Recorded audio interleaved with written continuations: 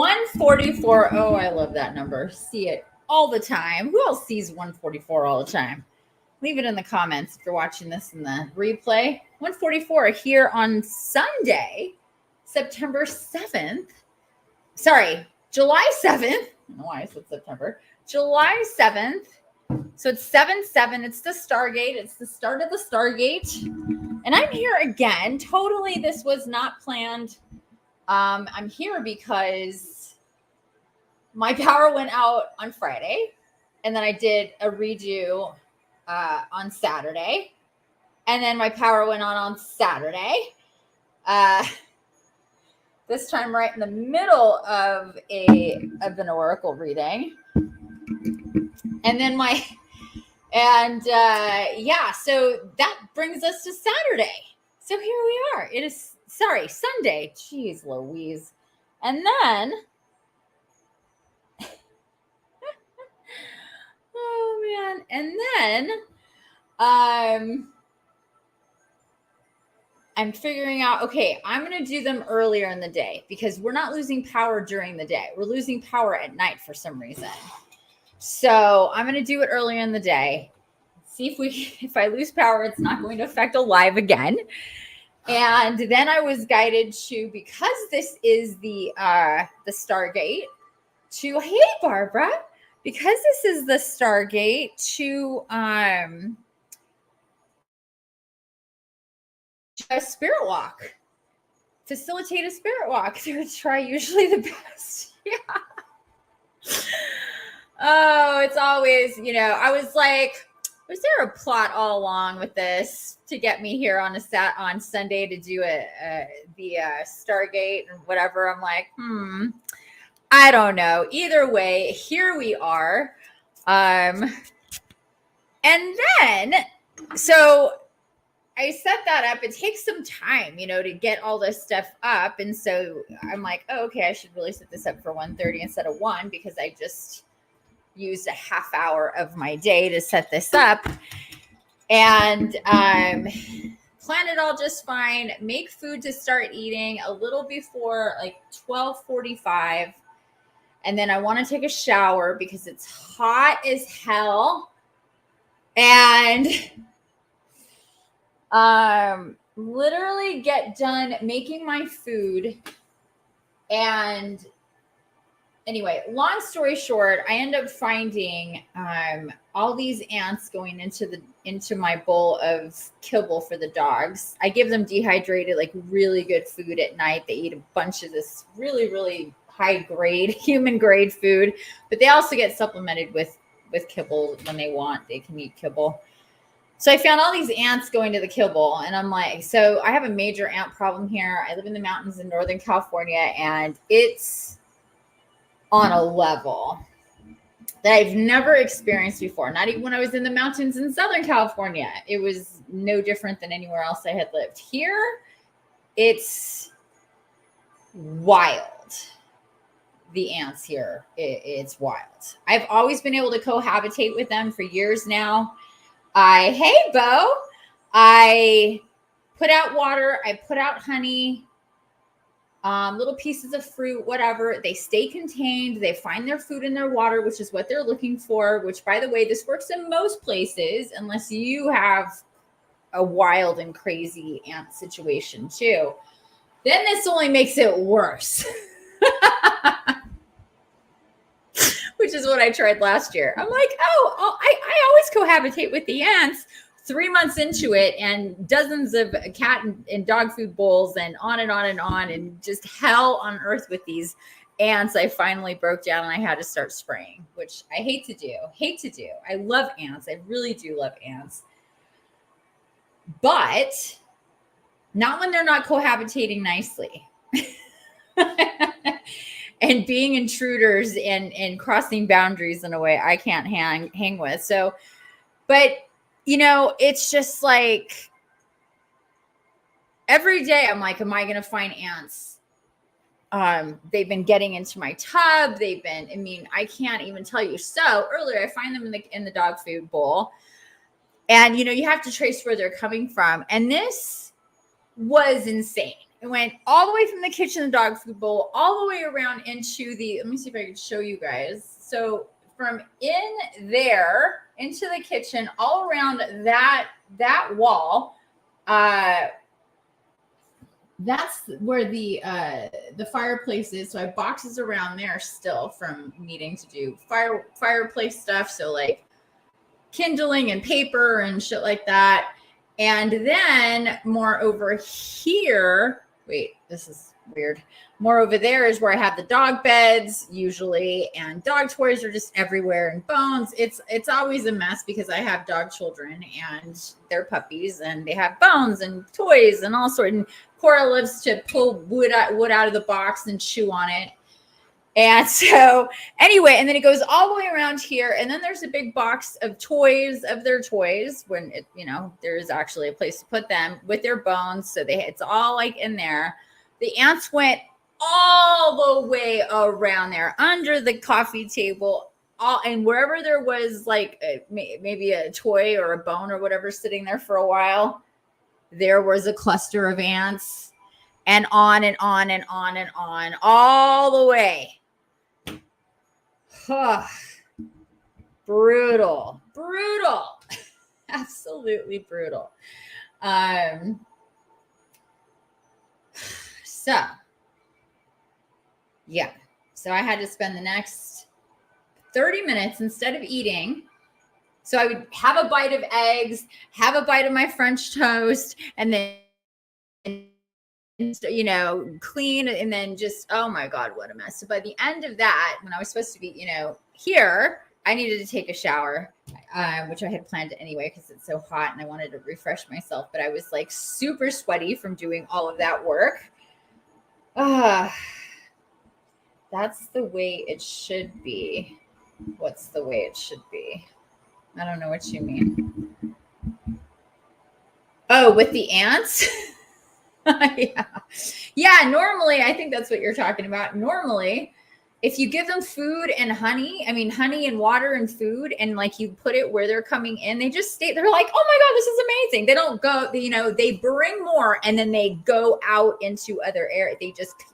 It's just wild. I've never, ever, upstairs, downstairs, in every just, anyway, so I had to deal with all that. Oh, all the dog toys and things. Oh, the way it should be. Oh, that. Yeah. Well, it's overflowing. I need another bigger container because with these two dogs and the way that I spoil them, they get so much stuff. They get between bones and toys, and yeah, I spoil the shit out of them. So they have a lot. And and these ants have taken like home under where all these things are. So it needed all be cleaned up anyway. I've been wanting to really pick things up and really clean things out. I just literally have not had the time. So now toys are getting washed, bones are outside, everything's everywhere, and all these beds are on the deck. Everything is in all these different places, but here we are. Hello, everybody. It is the Stargate 7-7. I opened this up going, it's September. I'm like, September? Why am I saying September? It's July 7th. It's the Stargate. Yes, dogs are life. Dogs are life. Yeah, I spoil the shit out of my animals. I do. But anyway, yeah, it's as it should be. I believe that we should spoil the absolute shit out of our animals to the best and the most of our capacity and ability, financially and whatever. And yeah, that's the way it should be. We should spoil the living shit out of them so hard that, you know, they feel like they live in heaven. That's the way it should be. So anyhow, 7-7, you guys, it's the Stargate. Hey, Alex. Welcome everybody. So we're going to try this again. I'm here again, Alex, because my power got turned off again last night. Didn't come back on until 2 a.m, right as I was falling asleep. All the lights, boom, boom, boom. And then I'm like, oh my God, I need to go get all the the cooler's done, turn off the, and then I'm up for the next 2 something hours. So I was up till after 4:00 in the morning after the power came back on. Oh my goodness, you guys. I got to say, between the ants and the heat and the power, it's been quite the adventure lately. This is what you get when you want to live in nature. You see those pictures and everybody's like, you see the house with nothing, just forest around it. And people go, oh, there you go. I want to live there. Well, know that comes with a lot. This is where I've moved to. I moved to the house in the middle of the forest with nobody around, acres and acres to myself, which is absolute heaven. And I absolutely need it. But mountain living is a thing. And there's a lot that comes with it. Not the most reliable power when things get too extreme, bugs that you're not used to, what else? Yeah, just a lot. But it is, I mean, I wouldn't have it any other way. Bo says I crave that. I craved it for years and finally got here.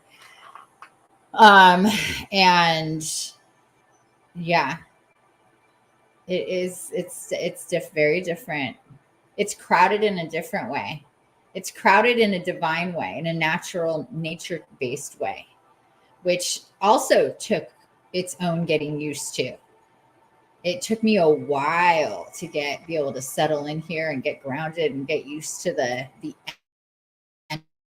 energy here is off the charts. Off the charts. That's why the ants are off. Everything just is big here. Big. I live literally between 2 massive active volcanoes. Did I mention that? One being Mount Shasta. That's a big deal. So everything is just, and you can feel it. Hey, you like my shirt? This is not a shirt, girl. This is a full-fledged moo-moo. You want to see? This is a full-fledged, full-on moo-moo. I have graduated when I realized last year I was like, I turned 50. Yes, can you believe it? I'm 50. Just kidding. I turned 50 and it was hot and I went, Mama needs some moo-moos. This is one of a few. Yeah, babies, you're going to be seeing more of me in moo-moos. Trust me, girls. Trust me. Moo-moos are the shit. When you see those old ladies in moo-moos as you were younger going, look at them crazy old ladies in their moo-moos. That's so not sexy. Oh, they're just so comfortable. It is so comfortable. I highly recommend the moo-moos. Highly. I have no words. So next year, no, absolutely no. I'm Mrs. Roper over here. And if you know who that is, you're old enough for a moo-moo. Okay? That's all I got to say.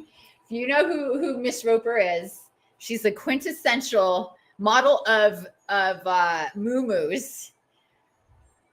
And if you know who Miss Roper is, then you are old enough for a moo-moo.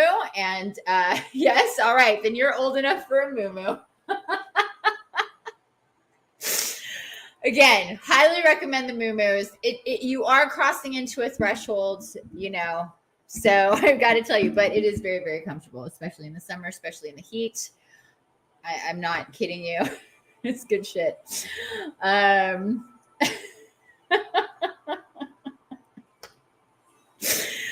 Oh, yeah. All righty.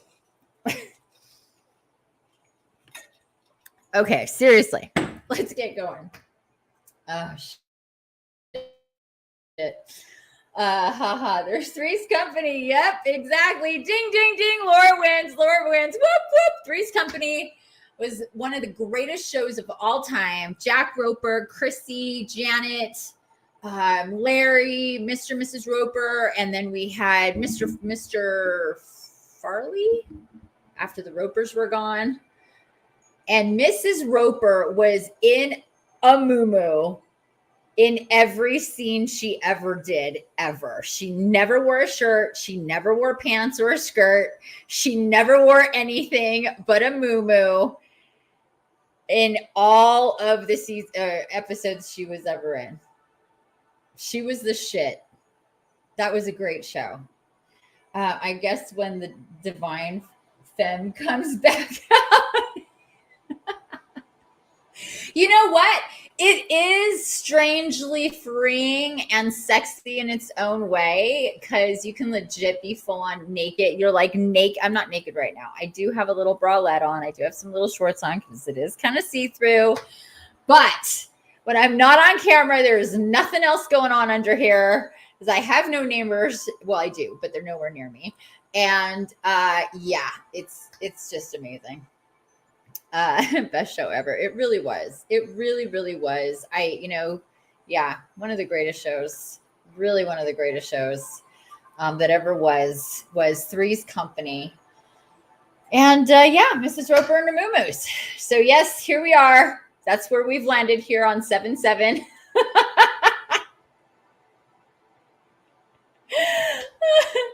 Oh, thank you so much. Girl, you do you. Looks good. Thank you. I appreciate it. Looks good, feels good, is good.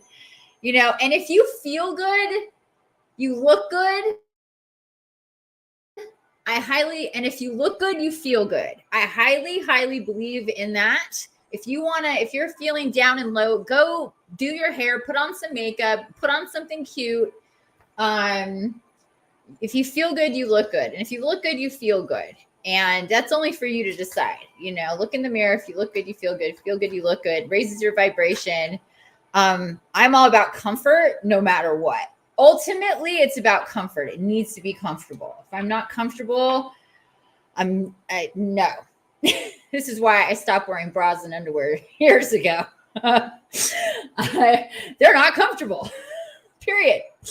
I don't wear them because they're not comfortable. I decided, and I used to wear them all the time and torture myself. And I was just like, why do I do this? Why do I do this? I'm not going to do this anymore. I say I really, really need to. If I really, really need to, fine. But 99.99% of the time, I really don't need to.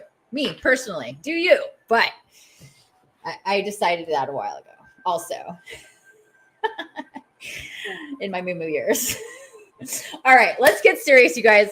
Thank you all for being here. I appreciate you. It's 2:02 here in the Pacific on 7/7, the Stargate. This is the July Stargate. This is the divine Stargate of the year. This is also heavy energies with the dragons with this Stargate. I talked about this in the last few episodes. My hair is in my necklace. Cool, even more twos. 402 there. Really divine energies here. The first portal after the summer solstice really opens up with a bang and a gush with divine energies, ascension energies, light codes, and things like this to thin the veil. Not only for those who are awake, spiritually awoken, actively connecting and working with your divine counterparts to whatever degree, you will experience this thinning of the veil, and especially getting into the Stargate. This Stargate is really the first. My third eye is starting to itch. I get very itchy in the spots. My third eye. I'll say if you ever get really itchy in here, that's your third eye, by the way. Anywhere in this space, itchiness, like constant, like that's third eye. Just FYI. Hi, Infinity. Hi, everybody from Karen and Adrian. Hello, loves. Hello. Welcome. I appreciate the likes, the follows, the subscribes, the shares, the hearts, the love, the comments, the more engagement, the more these videos and lives get out to other people, which is the point, bringing more people into the bubble here. To maximize the potent energies that we have going on. So anyway, really intense time to be feeling the other side and this side, so we have divine counterparts on both sides of the veil, different ways we can perceive. Plus we have just Gaia herself. She's coming through extremely strongly. This is when we start really we get a little bit of a lull between winter and summer. With spring, it's kind of like, okay, nothing too extreme. We got out of winter before shit gets really hot like it is now in summer. We have spring to kind of gear up, and then summer kicks in. Summer solstice kicks in. July kicks in, and we have this Stargate. And let me just share with you, if you're not familiar with what Stargates are, and no, they have nothing to do with astrology. A lot of people get this confused. Astrology is about our solar system. The Stargates is about our universe and the age of Aquarius, and moving further into the galactic center from our entire quadrant of the universe. So, whereas astrology is a really small space of the universe and of even our quadrant of the universe. So we're moving into and closer to the galactic center every single month with a boost during these Stargates. And that is part of the whole, age of Aquarius thing. As we move closer to the galactic center, we have more of those unfiltered light. We're getting into into those the divine center, where we can have higher consciousness, where there is a higher frequencies and vibrations, where we can perceive and receive more and more. That is the truth, that is divine, that helps us crumble our illusions and delete programs and eliminate fears. And Stargates are all about that. They are all about solidifying, creating, and dissolving timelines. And you'll notice when you start to chart Stargates that shit starts to really get interesting and intense. And hey Chris, and there will be here is the video, the link for the video that I explain what Stargates are, because most people don't know what Stargates are. Astrologers don't know what Stargates are, again, because it's beyond astrology. So please check that out. Oh, and I'm going to post on, I have to remember to get on my, just a different deal here with, X. So I kind of have to, it doesn't just, comments don't come in and out. So I am, being reminded that I have to do X with a little bit more manual labor, but that's okay for now. So creating, solidifying, and dissolving timelines. So things will shift and change very drastically. Energies are very chaotic during a Stargate. So we have a couple of things going on. We have all of these energies, Stargate, coming in through our sun. These are frequencies and codes to help us raise our vibration. And at the same time as this is going on, because of all of that, it makes things shift and change. And so makes us make decisions and feel things. And you'll notice that things happen during a Stargate. And it's not hard and fast, like, like the 7th and the 17th, this stuff is circulating. We're moving and approaching, and we're getting into the official, but we're feeling those energies a few days before, sometimes several days before, just like a full moon or a new moon sometimes, or an eclipse sometimes. We're feeling those energies for days before the actual day, and then days after the actual day. But officially, those are, the locked in days that we're feeling those. It's 10 days in January. All the other days of the year, it's 11, leading us up to 12/12 to 12/22, where there is this pocket of energy. And the way that it works is like hitting the thrusters and, just so much energy moving forward faster. But I suggest that you watch that video for more information on Stargates. So today I am here again because power went out 2 days in a row. I still have these oracle readings to do. I need to finish Nicole's, but I'm going to be doing hers last because she had to run out, and or maybe she'll be back by the time we're done with the spirit walk. But and let me know if you are. But otherwise, we'll do oracle readings. We'll finish up the oracle readings. So I have 2.5 of those to do, 2.5 oracle readings. We already got her card, already read from the book, and I was about to start with the reading when the power went out. And so we're going to do that. But first, I'm being guided to do a spirit walk for the Stargate. Now, this is something I used to do all the time for a few years. I would do lives and spirit walks or guided meditations. Is what we started calling them, but then it came through like, you've really got to call these what they are. Channeled astral guided.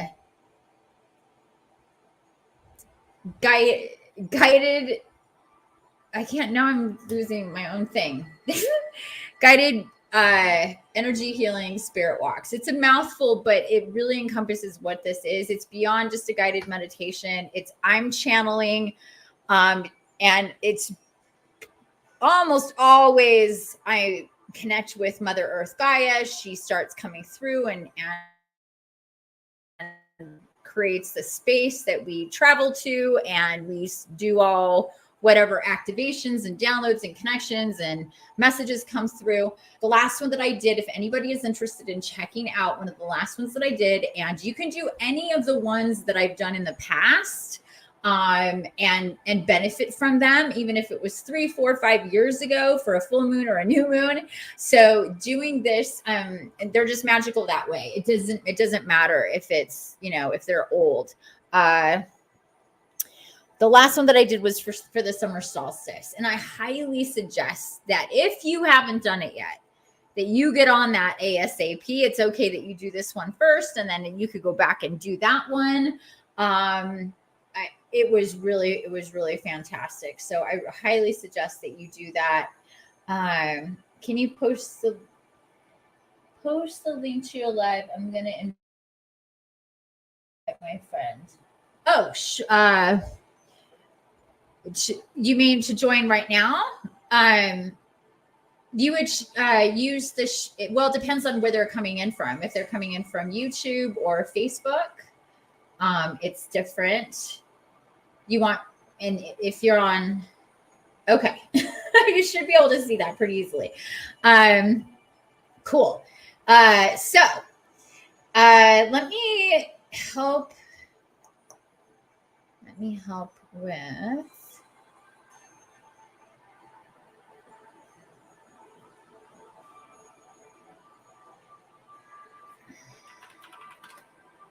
See if this will be easy. Yes, nice. I love it when things are easy. Here is the link to the summer solstice. Hey, Cassidy. Welcome, my love. Welcome. I'll try that again. Happy 7/7. Happy 7/7. How are you, my love? How are you? Welcome. So these are the links to, or this is the link to the summer solstice and the spirit walk. I highly suggest that you do it if you haven't yet. It was really fantastic. And then just go back and do whatever other ones, either from this channel or my main channel, which is the one that I sent you to with the Stargates. That's my main channel. And that has the biggest library. You can do just look up Spirit Walk or look up full moon or new moon or Stargate or eclipse or whatever. And you can see just how many live spirit walks I've done over the years. And you can, have fun. Do any of the older ones. Hi, Michelle. Welcome. Healing and growing. Well, good. That's fantastic. I'm so glad to hear that. Hello, Michelle. Hello. Okay. So I wanted to give, your spirit walks are the best. Aw, thank you. It's because they're not mine. They're through me, not of me. I could not in a million years come up with what comes through. Truly, truly, truly. I get blown away. Yeah, it's pretty cool.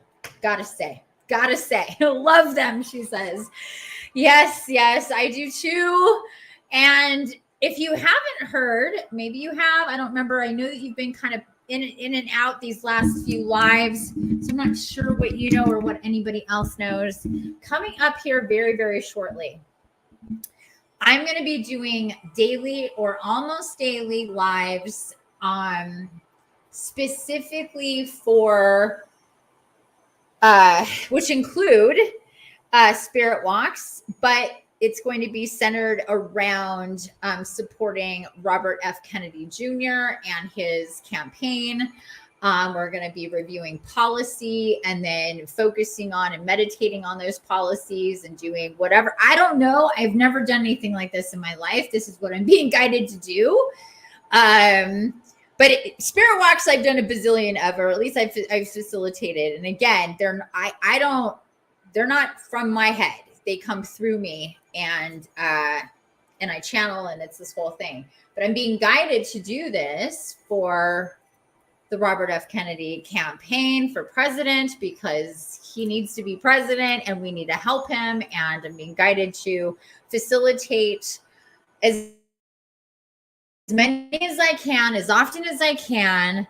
And, they're going to be random, or they're going to be around the same time. I don't know. I'm fitting them in as I into my extremely busy schedule, but it's really, really important to do this. And I'm going to be doing them specifically on X, which is Twitter. And I've been guided here for my podcast. I wasn't on here before I started doing this live podcast.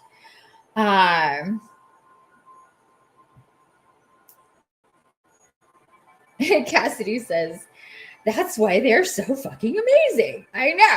Yes, that's exactly why, because they're totally divine and magical. So this is you can get me at We Are Healing Pod on X.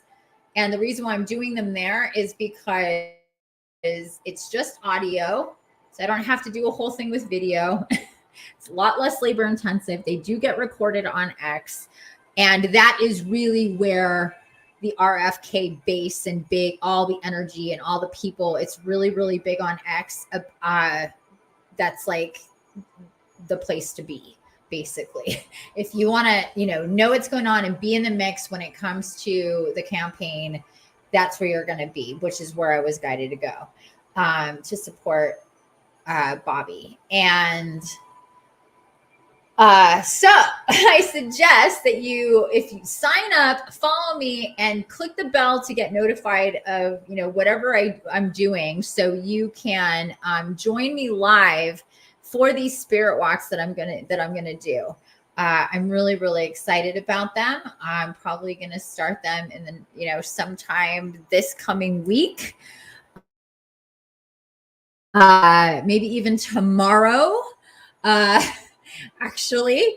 So just giving you all a heads up if you want to join me and do regular spirit walks, but they are very much it with the intention of supporting Bobby. And the reason why we're going to be reviewing his policies is just to get so more people are aware and we're conscious of what he wants to do. We're supporting him to do what he wants to do. And all of his policies are really fantastic and amazing. And for more people to know about them and then to meditate on them and, do whatever we're guided to do energetically to send love and light to him and everybody supporting him, his campaign, that more people are aware of him, that they drop the illusions of, what they think they know who he is by what told and the propaganda trying to keep him out of the White House. Because that's a really big deal. So there is that. All right. So without further ado, let's get this going.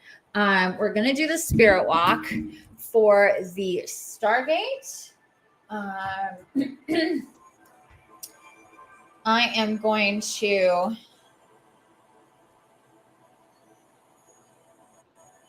find a different track to listen to, though. I'm being guided to something. I have this is a really cool channel. It's called Ethereal Odyssey on YouTube. And I really, really like it. Unfortunately, oh, here we go. These are longer. Okay. Most of them are just an hour, but he has some that are 2 hours and 3 hours or 8 hours.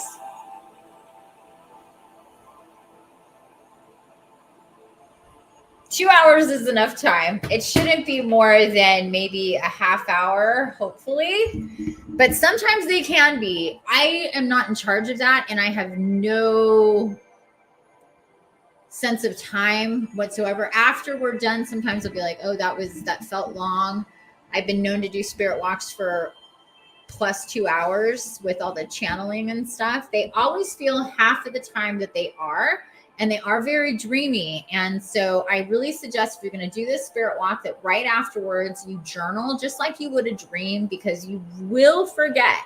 And I also suggest going back and watching the replay so you can consciously remember everything.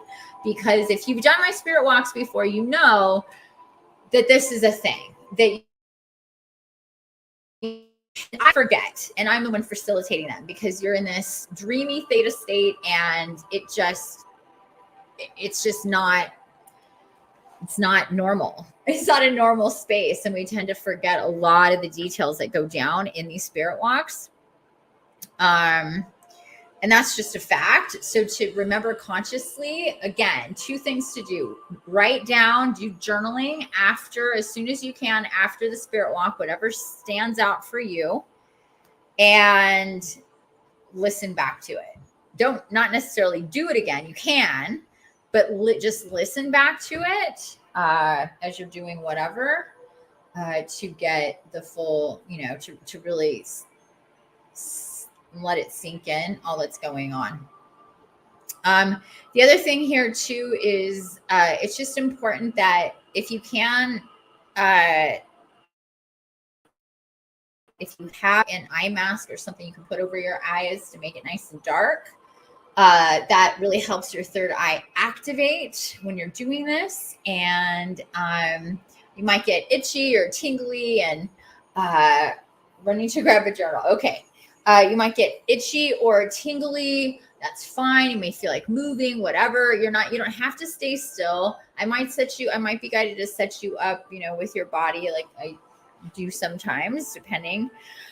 The most important thing though, is that you keep your eyes closed. And if they're dark, so something covering, so you're not closed is one thing, but really, really shading your eyes and shielding your eyes from any kind of light really allows your third eye to engage and activate and help you with the whole travel business. And that's about it. as we get going, just follow my voice, listen along, do what I say to do. Try not to go too far ahead, or try not to be ahead. Try not to think about what we've just done. Just be in the moment. Do what I say to do. If you're not able to visualize, that's not a problem. It's not about what you can see. It's about what you can feel or imagine. And the seeing thing comes with time. The more that you do spirit walks and meditation in general, the better your third eye is going to be at visualizing. And definitely people that have followed me and my clients started out with not seeing much at all, and after a few months are able to really visualize. So it is a muscle. Bo says, oh my God, I'm outside. Now got to go into the drawer for a blindfold. You haven't heard me say these things before? I'm saying this for the new people. I didn't think that I thought you've done these before. Maybe not. Is this your first spirit walk? I'm going to have another toke of my sacred herb blend.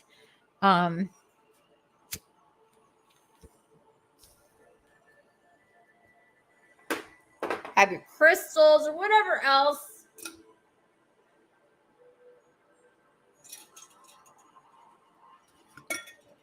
This really is astral travel, you guys.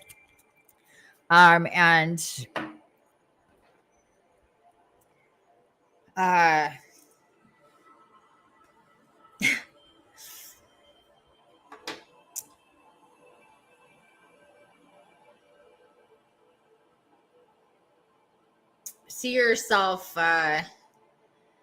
going towards a threshold. This is especially with this Stargate one.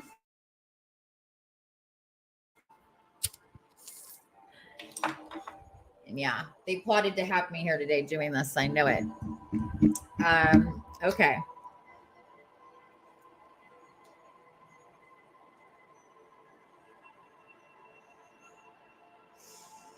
Let's start taking some nice, deep, controlled breaths in and out of the nose as I adjust my moo-moo.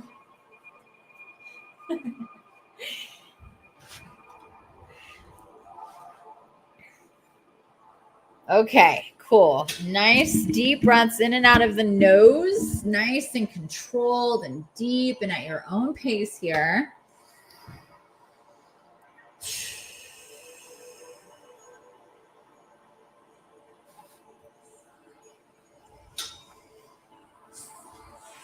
Oh, yes. And I do this yawning thing and whatever. It's most likely going to happen. It doesn't mean I'm tired. It means I'm connecting, getting into this whole thing. Always happens. Almost always happens. Almost always happens. So just so you know, I start yawning. It's just me connecting and the whole thing. So nice deep breaths in and out of the nose. The nose breathing tells your body that you're nice and relaxed. Head up, chin up, shoulders back and down, spine straight, chest out, abs engaged. Left hand on heart chakra, right hand on solar plexus chakra.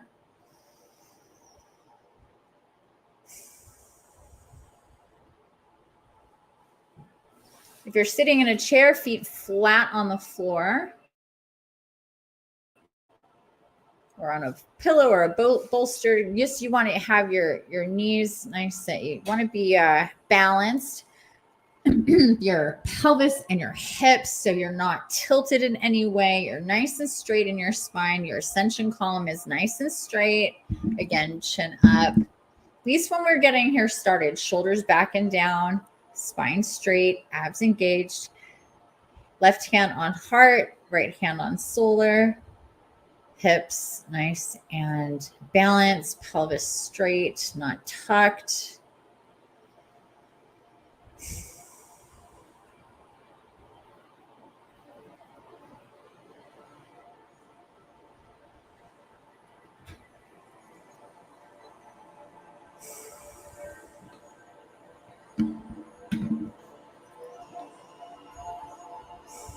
Connecting with your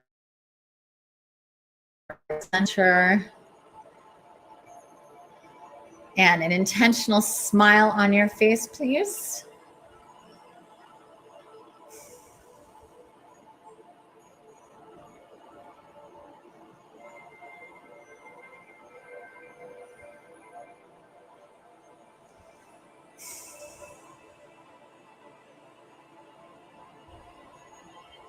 Just feeling beautiful white, blue light around us.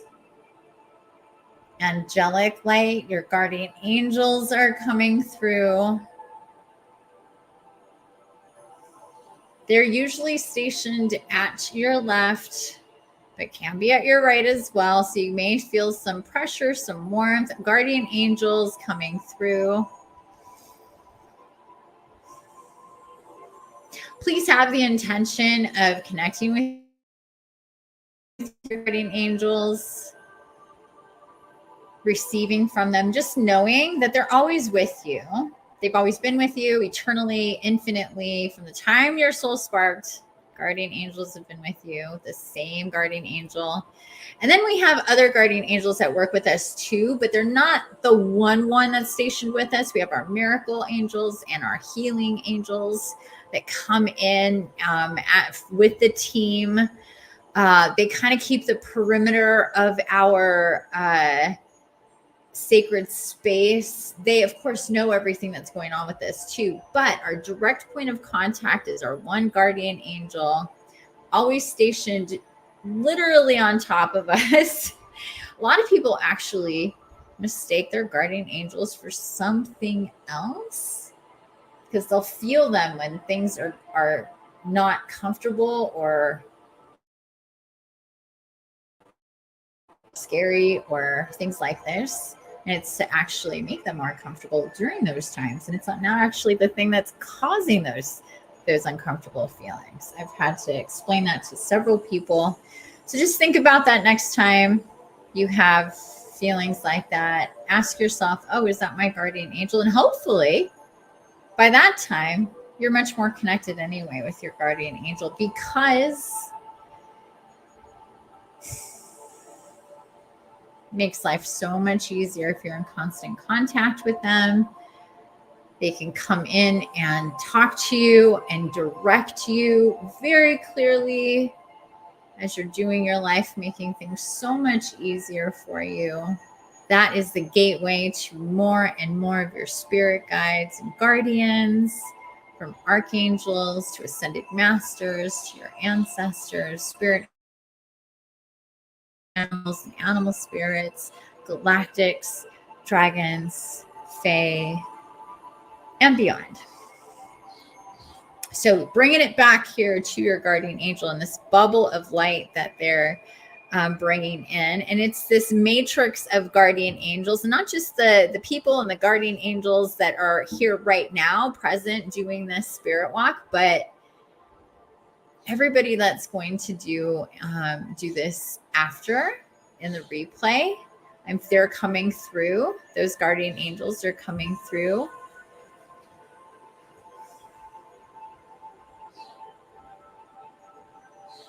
So just imagine, instead of us all being spread all over the world, that we're in one big, beautiful cavern.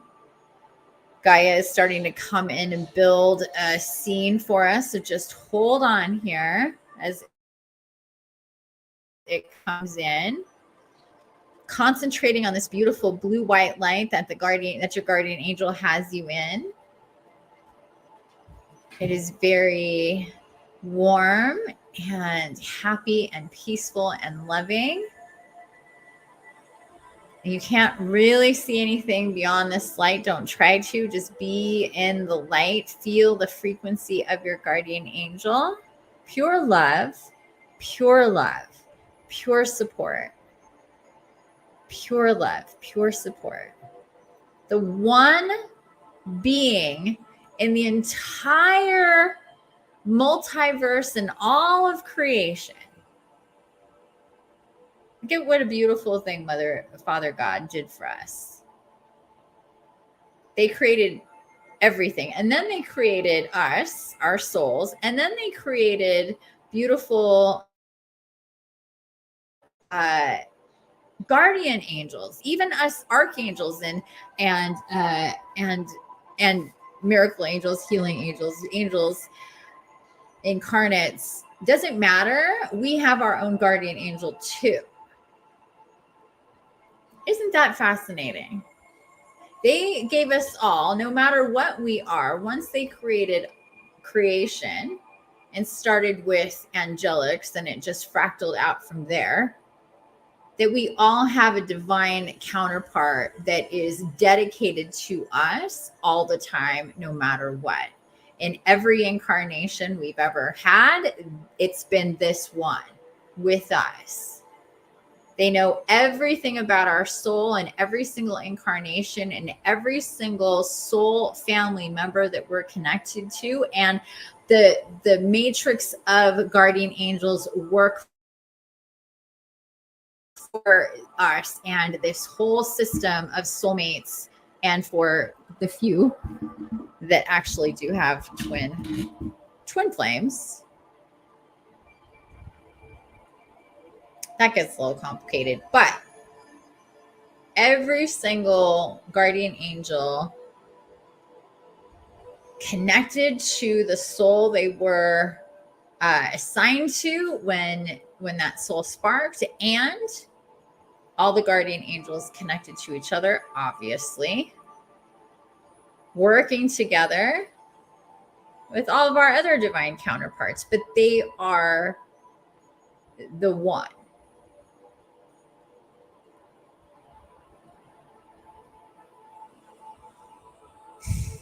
They've been coming through quite a lot lately. As the veil thins,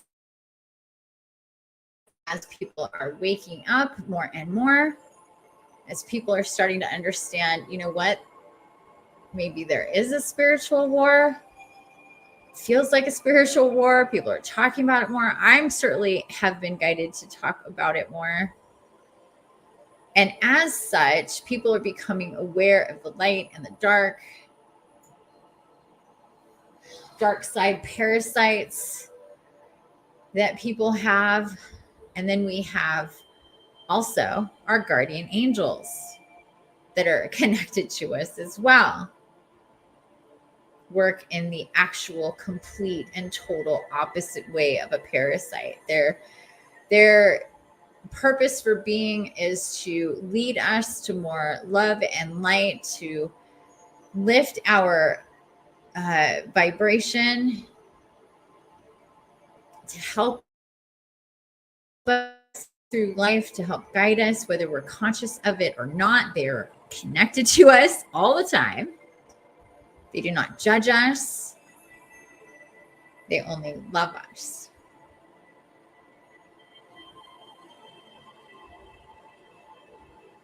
So if you could please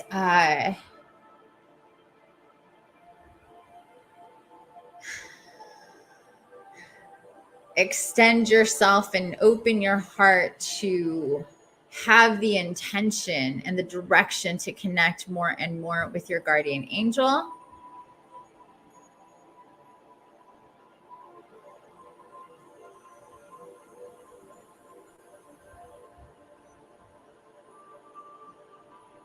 Talking to them either with your voice or telepathically all day long, as though they're a best friend with you, or as though you normally be talking to yourself. Talk to your guardian angel.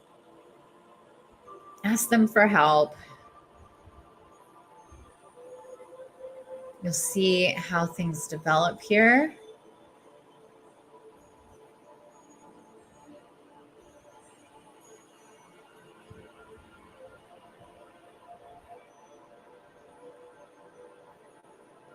And they're coming through wanting to get your direction first before we move into the space that Gaia has created for us. Well, before we have any other visuals going on here, we're just in this beautiful, divine, white, blue light. They want us to know that this energy is helping us to lift our vibration, to align energy energetically with the divine. And just think about that too. We have this beautiful, not only, of course, we're divine, we're divine beings having this amazing physical human experience, but we are in these human bodies and we feel through them. But right with us and next to us all the time, connected to us all the time, is this beautiful, pure divine energy, divine light that we can so easily tap into to help us moment to moment every single day.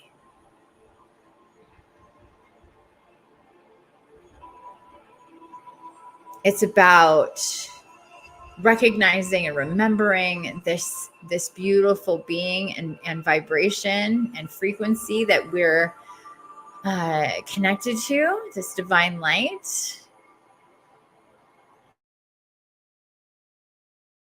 Our human aspect, understand that this is real. We know that on a soul-based level. And it's just about reminding ourselves, because they're invisible, just like so much is invisible. So much is invisible that it's hard to get in the habit of remembering through life and everything that's going on, that there are these divine counterparts that we have, like our guardian angel and beyond, because we cannot see them with our two eyes. We can see other things. And this is what they're bringing us to here now.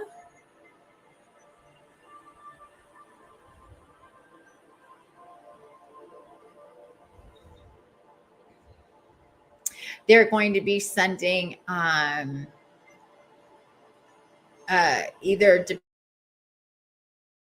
depending on how you can receive this, either a visual or it's audio.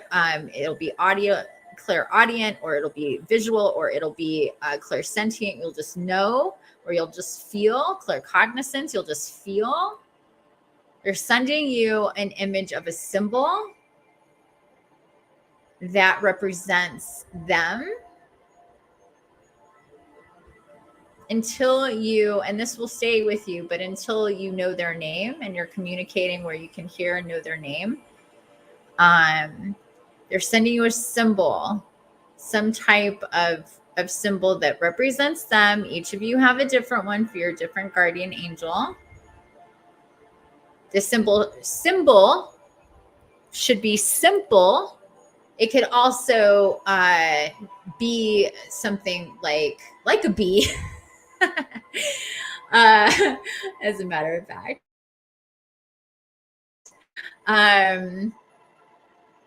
Something symbolic. Doesn't have to be angel related necessarily. So they're sending you a symbol. They're saying it could even be a number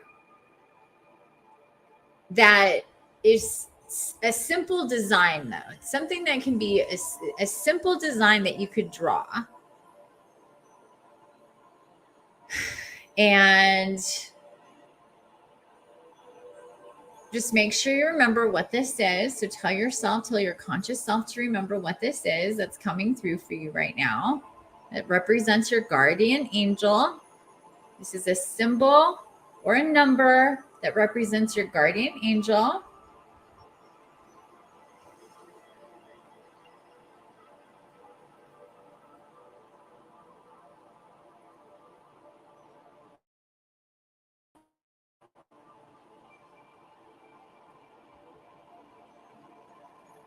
And see it in front of you. Make it really nice and strong.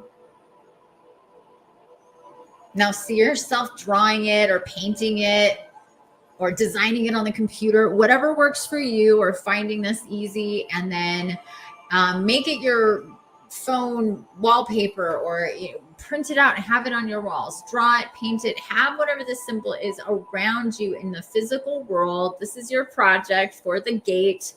It's really important that you have things in your environment to condition you to remember and talk to and connect to your guardian angel. This is something that I have, and I have been guided to teach people to do for a long time now in connecting with your guardian angel. So, and it works. That's what's important. It works. And just know that you're going to do this so you can so you're going to put this symbol, you're going to print it out, you're going to, whatever you're going to do, wherever it's going to be is, as many places as you can have it. And when you see it, it reminds you of your guardian angel. Of course, this is if you want to connect to your guardian angel. You need to truly want to. This is not an experiment. Your guardian angel is real. It's they're always connected to you. They know everything about you. They're always going to help you, whether you believe in them or not. When we talk about calling in angels or archangels or whomever, your ancestors, your spirit guides, we call them in. We don't really truly need to call them in. They're always connected to us. We're the ones that are disconnected from that. That's about us getting in alignment with them and connecting to their frequency and vibration to be able to feel and communicate with them. So this is about conditioning you to remember that your guardian angel is actually there, because you cannot see them and it's easy to forget. So see yourself doing this in your environment, see yourself creating this, drawing this, painting this, printing this, doing this digitally, whatever. And knowing that's the symbol of your guardian angel. And that when you see it, it reminds you. And every time you see it, you say, oh yes, hi, guardian angel. And you say whatever that symbol is, and you talk about how your day, how you're feeling. You talk about whatever, ask whatever. Just get into the habit of speaking of your guardian angel. This is the intention that you're meant to have now. Bring it into your heart center as you feel all this beautiful divine white light around you. Know that as you do this, you are also helping the collective, raising their vibration by connecting to the divine. We help others and the collective itself connect to the divine and raise the vibration of humanity. This is a perfect time. Remember, this is the Stargate for connecting to the divine. So this is why this is coming through right now, just to tie it all together. They're wanting me to make sure that we make this connection. This is the Stargate for 7/7 to 7/17, give and take some days here. As we move into the Stargate, this is the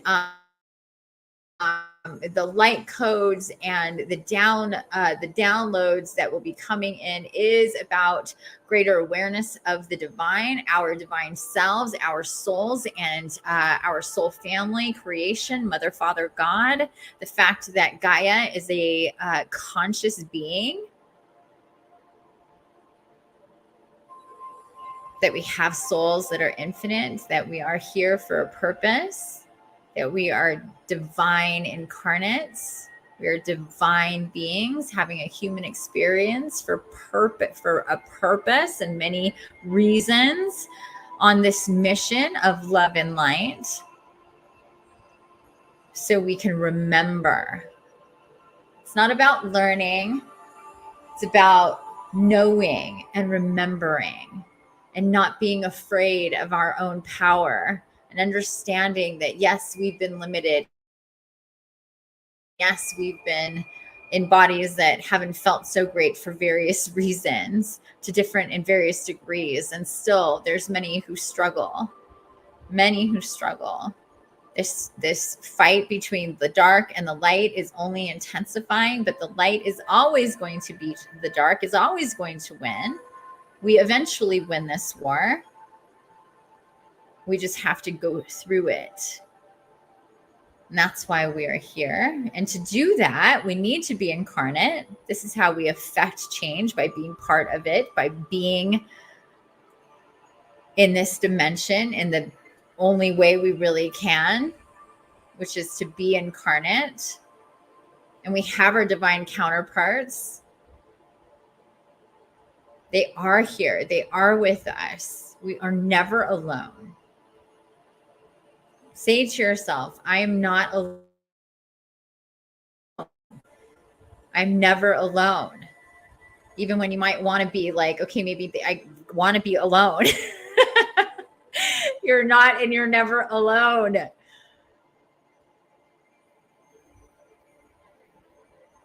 You always have love. You always have support.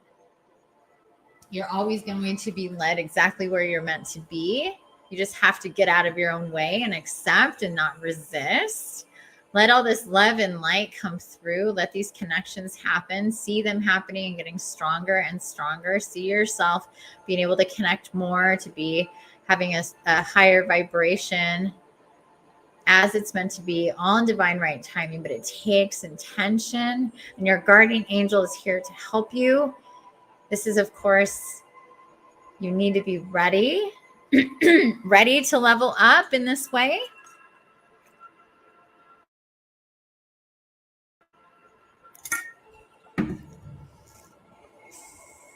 Going into the unknown and the unseen, knowing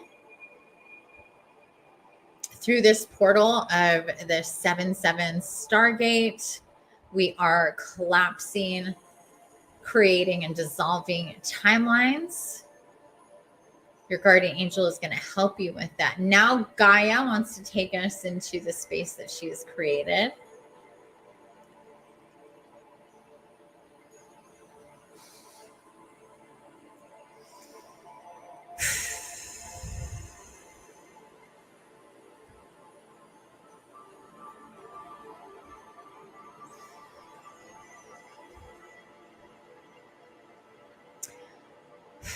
Okay, so we are in a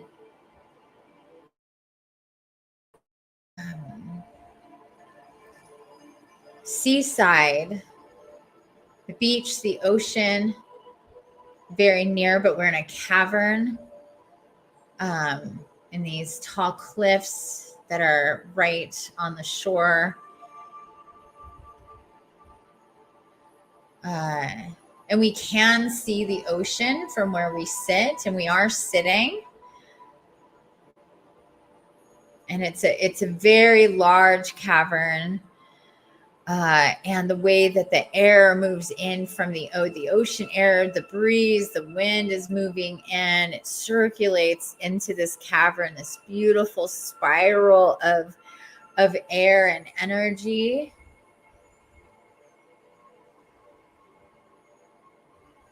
And everybody is sitting cross-legged on the ground in the cavern. Everybody is about 6 feet apart because everybody has around them a matrix, a grid of crystals and seashells. And in front of them, a bowl of herbs and many different wildflowers, a sacred blend, Palo Santo, sage, blue lotus, roses, chamomile.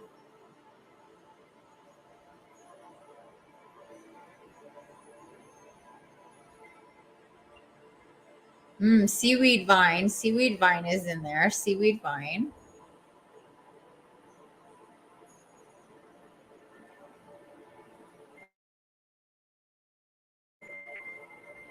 There's seagrass and moss.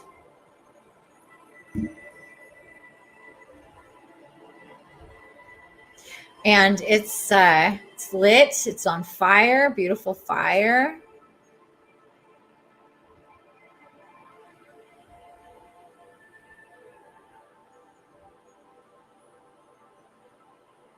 See yourself in your circle, your grid, whatever and however this looks to you. See the pattern, look around yourself, look and see. If you cannot see it, feel it. Imagine it, feel it.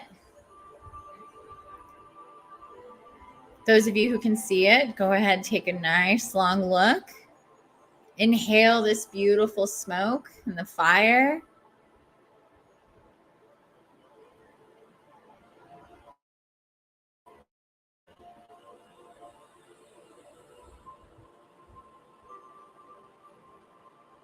You can hear the crashing of the waves on the shore, all up and down the beach. Inhale this beautiful, amazing air with all this moisture from the sea, the magic from the sea.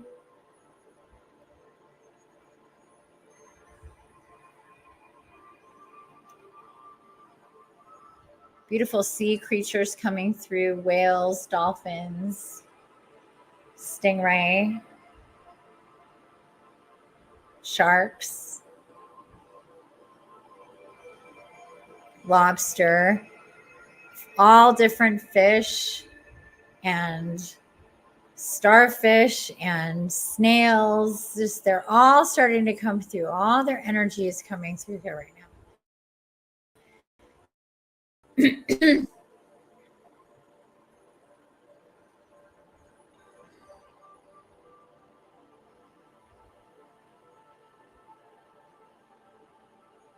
Myrrh.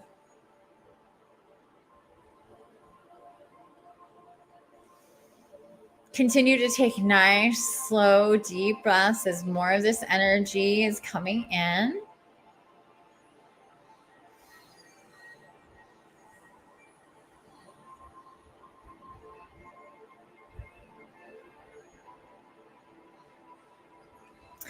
In the grid that you're in and in the wider grid that every single one of us are in, this is all a matrix, a beautiful divine energy, all of us coming together, divine incarnates, connecting your grids together. Have that intention, connecting the grids together, powering them up. It's cycling through your energy, through your own grid and all the grids together, creating an abundance of this super high vibe, love light energy, ascension energies coming through this portal, opening up, bringing in this portal of light directly in front of, on top of us. In front of us, it's like a sheet or a curtain of white light, portal of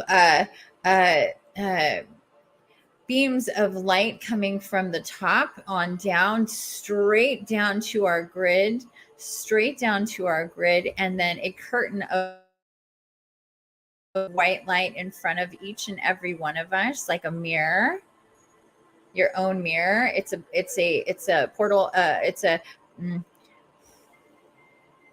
mirror of white light in front of you, suspended in front of you. Notice the shape of the mirror. It might cycle through a few shapes. It might keep cycling through, or it might stay stagnant. It could go stagnant. Count to 3. 1, 2, 3. Make it stagnant. Stop. Notice the shape of the mirror.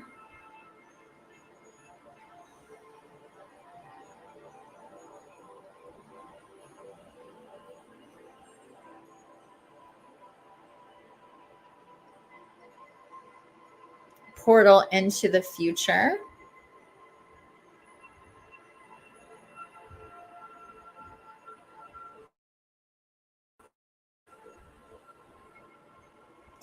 Portal into the future is this mirror.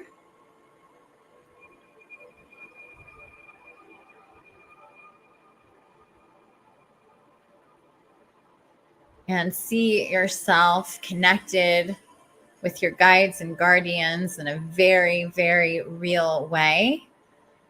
This portal into the future is not too far into the future. A few weeks, a few months, maybe a year. See yourself going through the steps and the motions to clear yourself, to heal yourself, to be guided to raising your vibration. See yourself in the portal, in this mirror.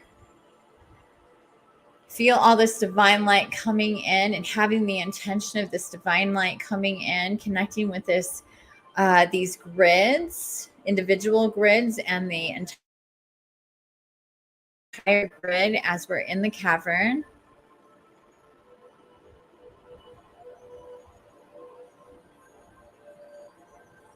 See yourself in the mirror, projecting your energy from the here and now into the mirror, into the portal of the future, through the Stargate and beyond, divinely connected, more healed, more aligned, more connected to Gaia, specifically here, to Gaia coming through, connecting to me, to nature, to animals, to the elements, to the directions, to you as a divine being incarnate in your divinity, your love, light essence, your soul essence connected to me, Mother Gaia. Remember, I have always known you. I have always loved you. I have seen you through all of your incarnations when you've been here with me. And I appreciate you so much for being here again.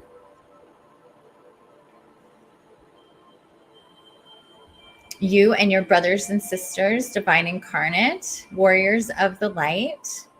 I hold you. I cradle you. I support you in all that you do.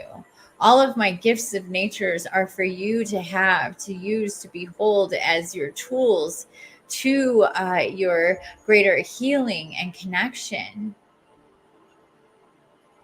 Optimizing your vessel, your beautiful body, magical as it is. See yourself in the mirror in the near future, stronger, more aligned and healed, disconnected to what needs to be disconnected, and reconnected to what is meant to be in your future. All the loops coming that is meant to come, I will bring to you. See yourself also letting go of what needs to be transmuted out of your field. This time and this Stargate, see yourself through it, getting lighter and brighter. I will bring to you the essence of the abundance matrix at this time, directly from the ocean and directly from the cliffs of this space that I brought you in, to maximize the potential of the energies of these two areas of my body. Please receive through your individual grids and the grid as a whole that you are in now. Soul, family, connected.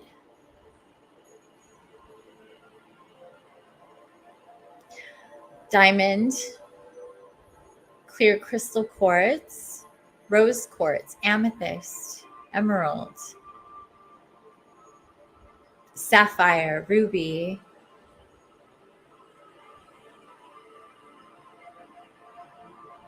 black tourmaline, selenite, celestite,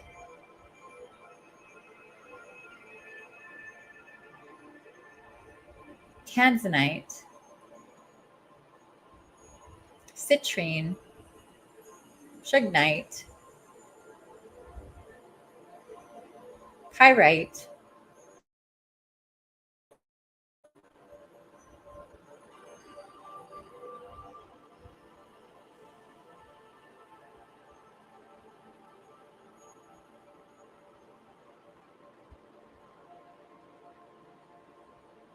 opal, moonstone, rainbow moonstone,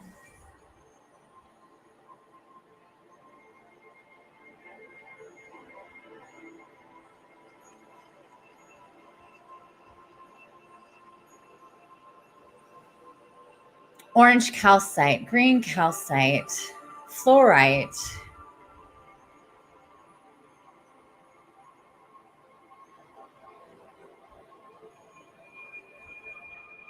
black tourmaline, obsidian, black obsidian, green obsidian, blue obsidian, amber obsidian, volcano energy,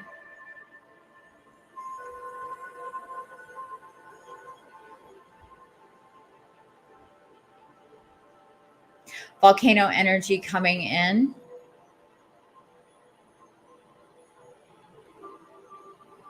volcano energy coming in to ignite and connect to the crystals that were mentioned.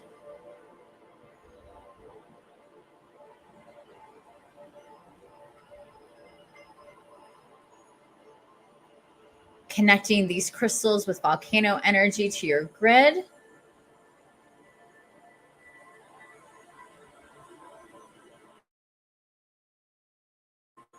For purification and connection.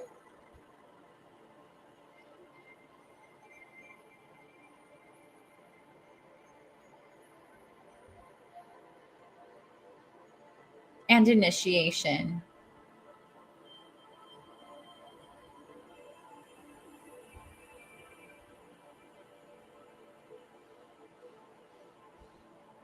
Purify, clarify, initiate. Purify, clarify, initiate.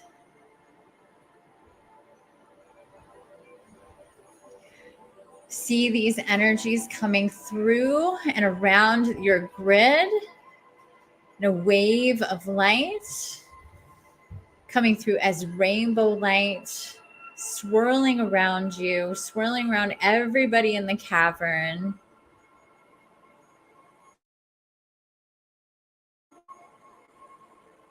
And taking this beautiful light and taking it and pushing it through and into your mirror.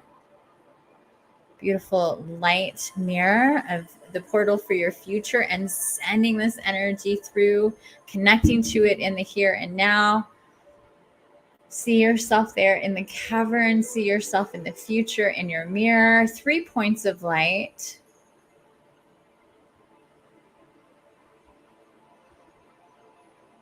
And see that next point of light beyond the third into the future.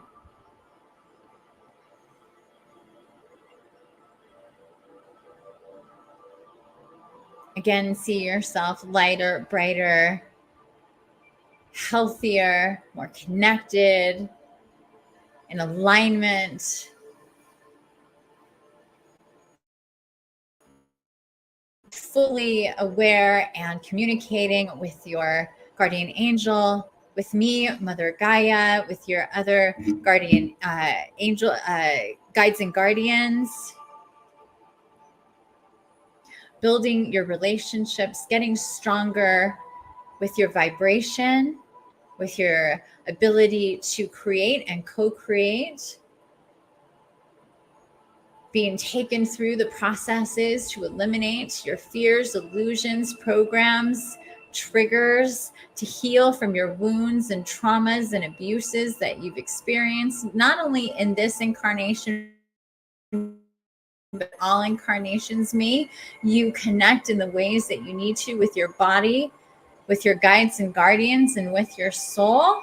And with me, Mother Gaia, and all the tools that I can bring to you, that I bring to you, that I give to you to heal, the plant medicines, the infinite amount of plant medicine that is available to you.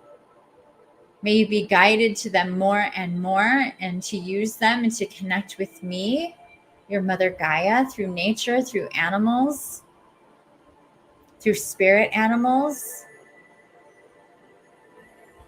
through the water, through the air, through the fire, through the ground and all of earth, connecting. We are all here to help you in your ascension, your reconnection to yourself, your body, remembering your child, your soul, your creator. So you may maximize your potential in your time in this incarnation, and that you work with all of your incarnations as consciously and as powerfully as is possible at any given time.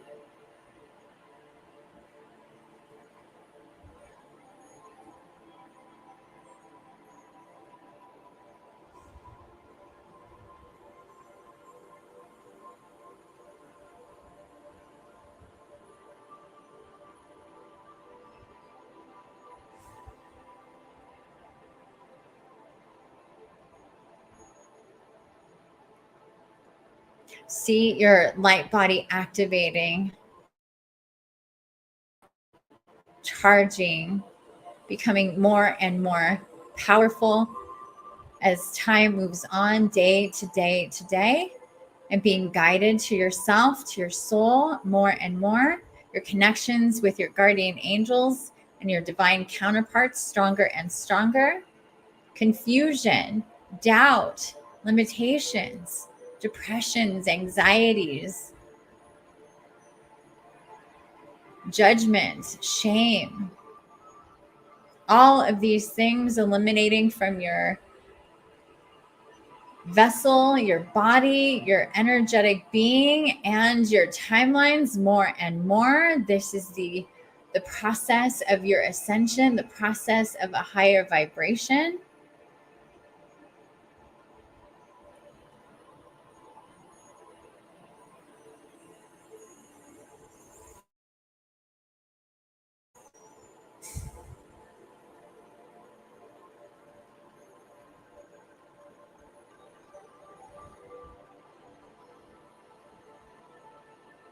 Thank you, dear ones.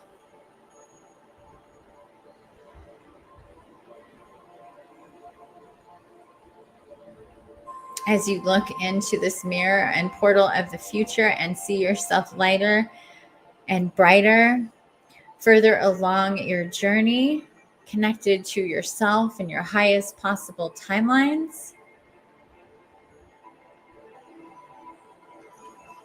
feel love, be love, express love, give love freely. See yourself living as authentically as you possibly can as a divine incarnate, not holding yourself back for fear of being misunderstood, fear of shame or judgment or ridicule from those who may not understand you. You are meant to be the divine incarnate. You are put here to be. That is the medicine that you are.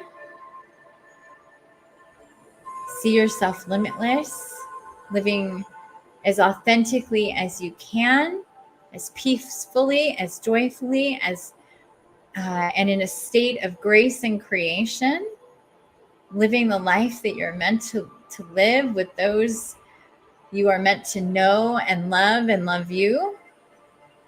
And this group will get bigger and stronger and come more and more into your physical reality as time goes on.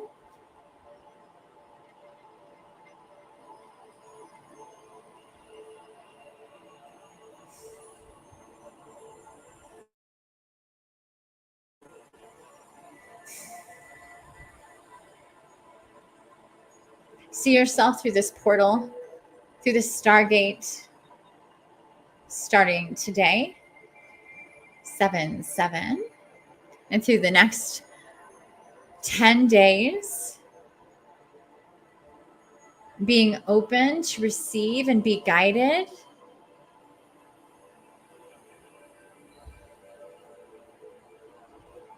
into and how you are going to connect with yourself and your soul, healing,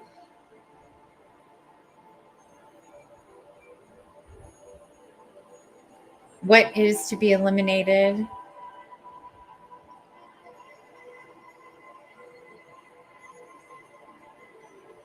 what is to be remembered and cycled back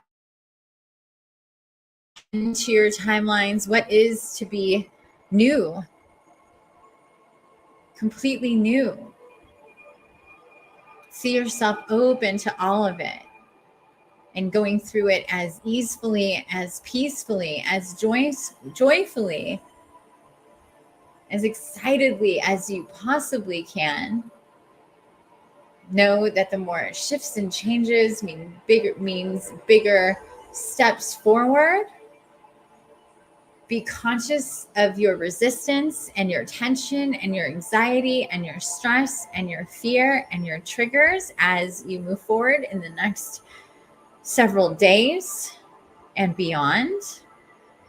Please remember that this Stargate and all of this work and connection for you divinely is meant to set you up for the greater shifts coming very soon in next month's Stargate, the Lion's Gate. And yes, we will be meeting again, working again very intentionally through Spirit Walk.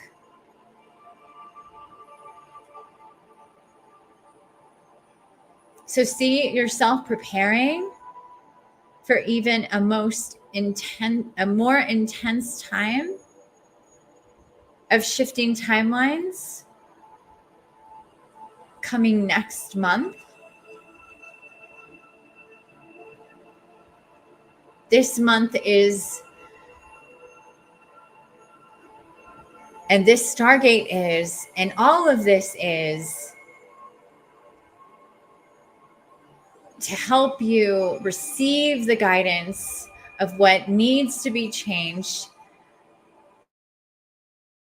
what will be changing starting now and moving forward.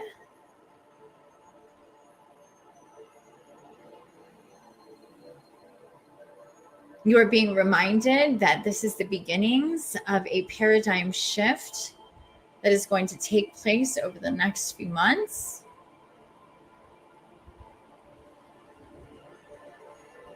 And there is very intentional energies coming through at this time to help you.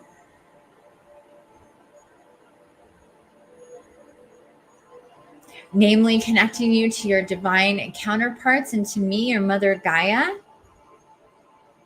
You will be receiving messages and ways to use the tools that I have created for you to help you with these shifts and changes and transmutation and healing, as well as the opportunities in groups or to be guided to specific places and spaces for your healing, energy work with yourself, or facilitated by others.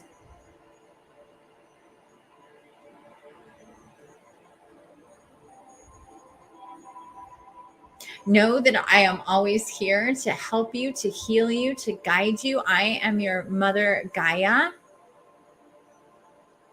I am all around you. I am always with you. It may seem impossible that I would know you and know your brothers and sisters and every single one of you, each person, each human, but I do. And I love you all. Do not believe the dark side stories that say that I am mad at you as a collective or any of you individually. I am never mad at you. I do not want humanity to be gone. You are rising and ascending, and so am I. We are living, breathing beings, although we are very different. You are part of me, and I am part of you. The very air you breathe, and the ground you walk on, and the food you eat that comes of me naturally. We are one. And eventually your body will go back into the soil, into the water, into the air. Please remember, we are one. I am always with you. I do know you. I do love you. I do care about you individually and as a collective. You are so very important. This time is very important that you're here again with me to work together like this consciously as much as possible is how we all ascend.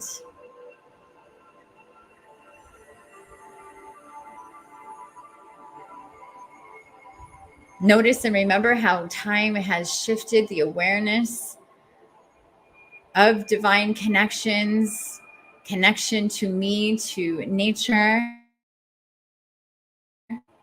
more and more through the collective, to energy, to spirit, to the divine connections you all have. This is improving. This is getting greater, greater, greater.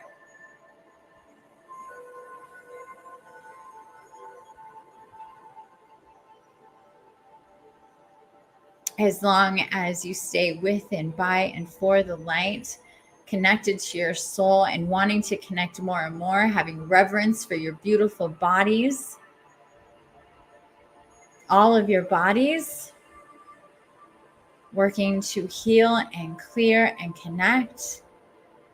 Whatever that is for you individually, and all of you are different and unique in your own way, but please see yourselves. Each one of you is a beautiful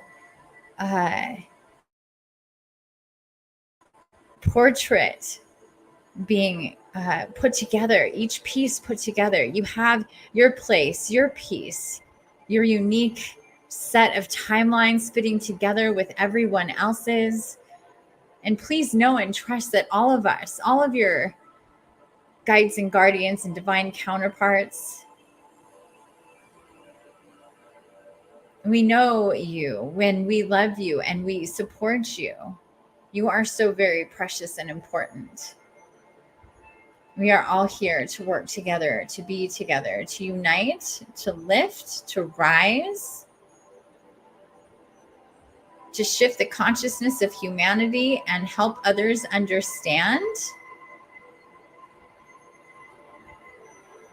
And you can only do this by being true to yourself, your soul.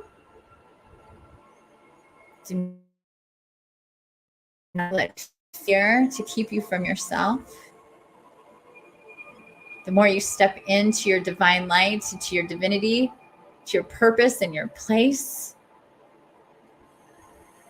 the more beautiful your life will become, the more magic can come and unfold for you. And this is all that we want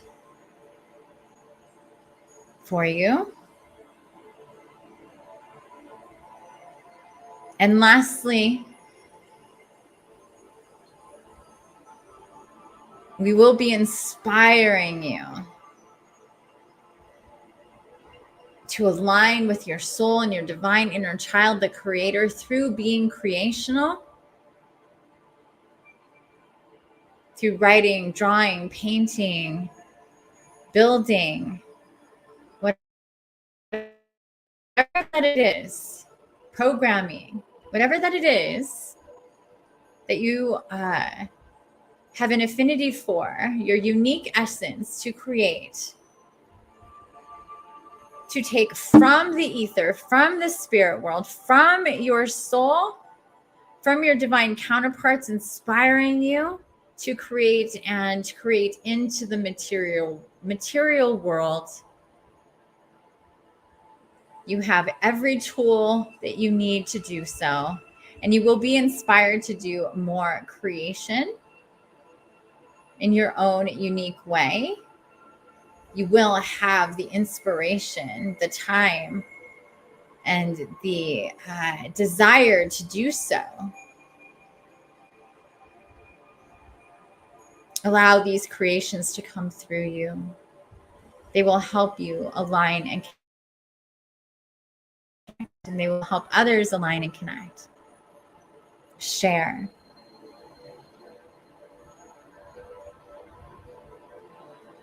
share and create and co-collaborate in your creations as you move forward. This is what you're all meant to do. Please align with that awareness now.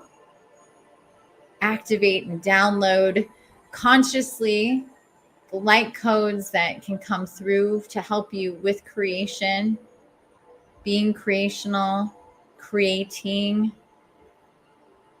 collaborating in your creation, connecting with the abundance matrix to support you, letting go of fears and anything that's connected to the material matrix that twists and turns the light into dark, beautiful creations.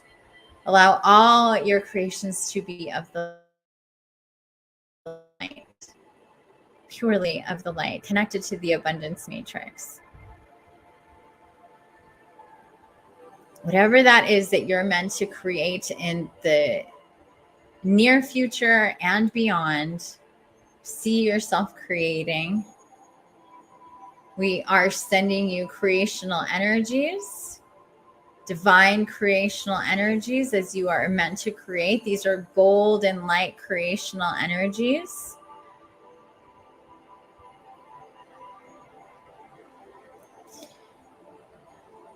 Orbs of gold and light coming through and around the corner of the cavern that you're in.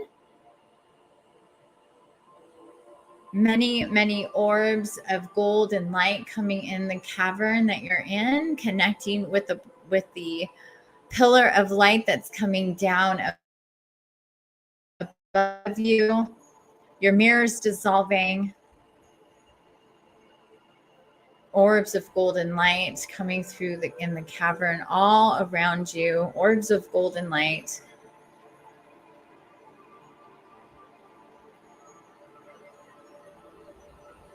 The essence of divine support and love in your highest possible timelines.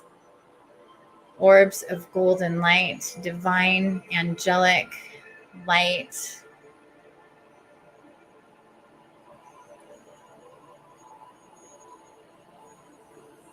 Dissolving into the air, speckles of gold and light in the air. Breathing this in, breathing the golden speckles of light in the air, breathing this in.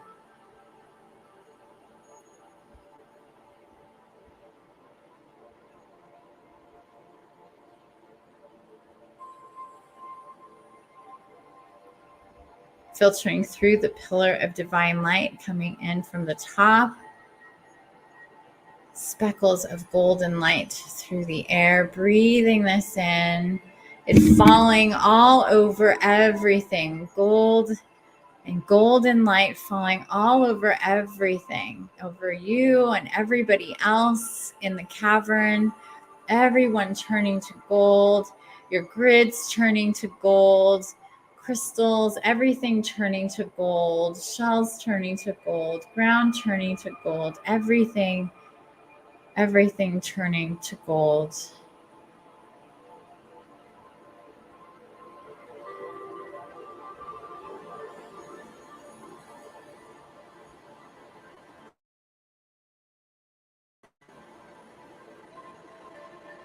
Feel yourself golden. Feel yourself completely golden and everything around you golden. Everything turning to gold.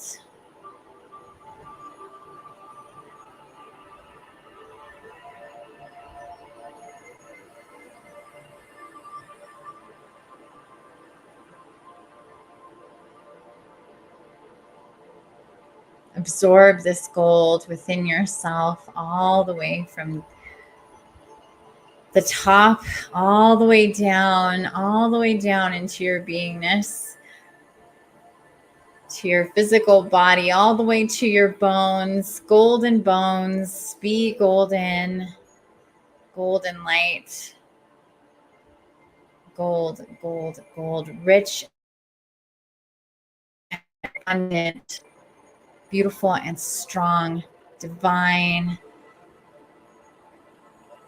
Gold magnetizes positive energy, creates a field of positive energy. See yourself golden, beautiful, divine, and perfect.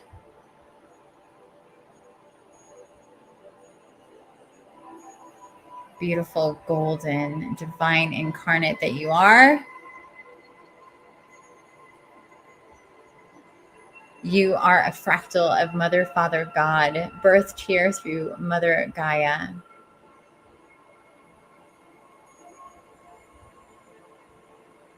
And that is the truth.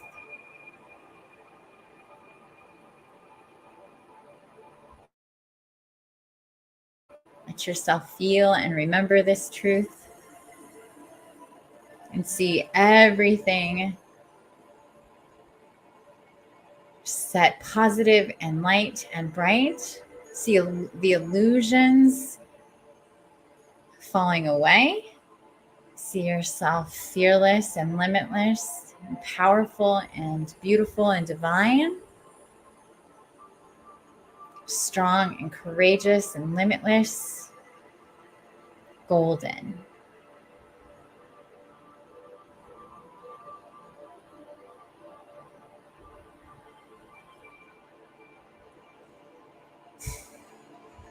Once again, take a nice deep breath.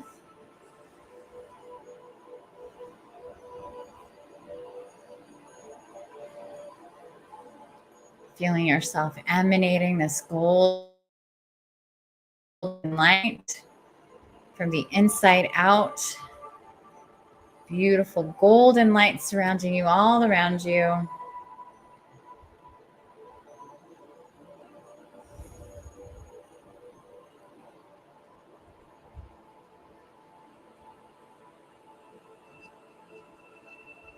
And slowly, Gaia says, it's time to go, time to go.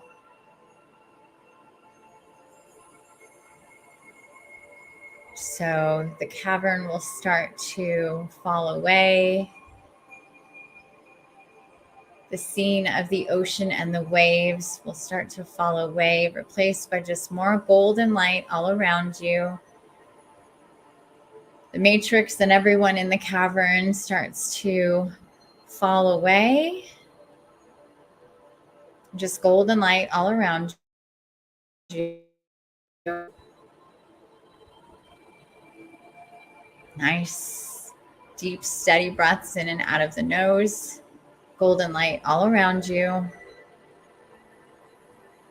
Bringing yourself back slowly into the present, into your body, here and the now.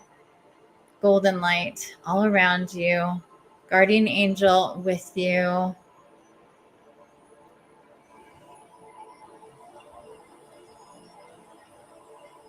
Golden light all around you. And take your time coming back into just this space, just this dimension, letting the other one go, letting the portal to the future go, letting it all go for now.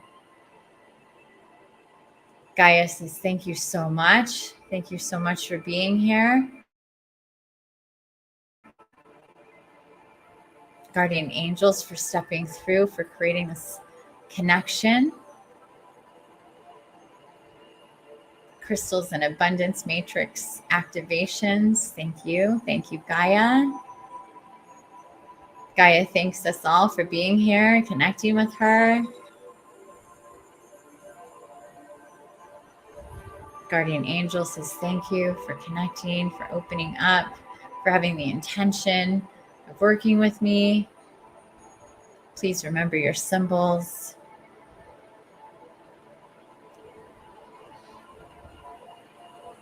And slowly, and as you're ready to come back into our space here, opening up your eyes, taking off your eye mask. Do not rush. It's going to be harsh.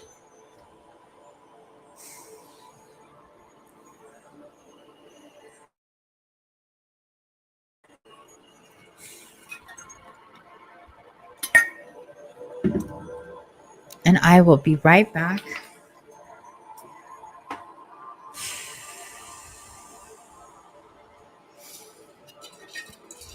I will be right back.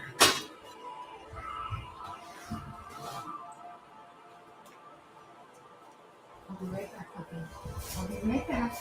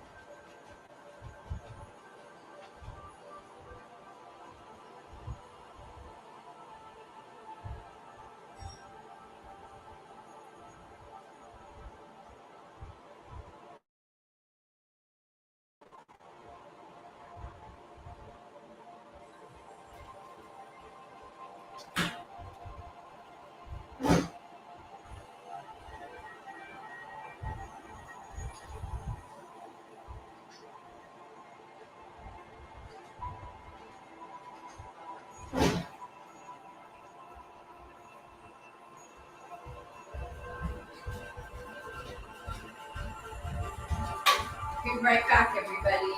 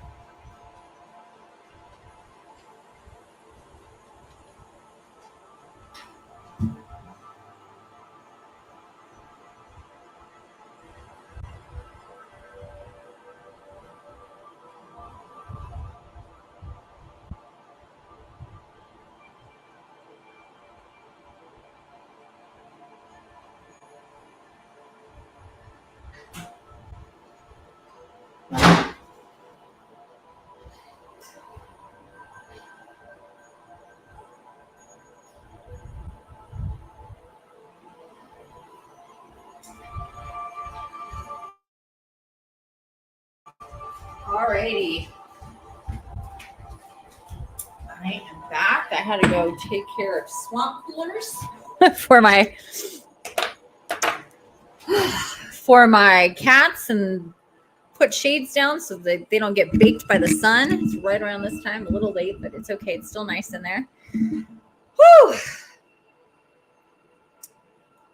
Okay, so who's with me? How are we doing? That was actually a lot longer than I thought it was going to be. I'm seeing that now. I hope everybody had a great walk. Who is still with me? Check in, please.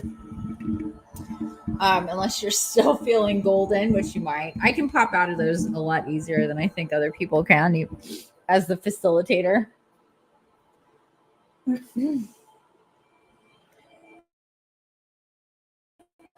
Oh, but that was pretty cool. I did enjoy that one a lot. Loved all that golden energy there at the end. Loved those grids. Loved all those crystals coming through. Gaia is amazing as always. I love working with her and channeling her. How can you not, right? She's amazing. Guardian angels, big time with the guardian angels. They've been coming through so much lately. So much. It's really been a thing. Just so much with them. So remember to write things down. Definitely write down or draw out that symbol that you got, whatever you got, or number, whatever it was.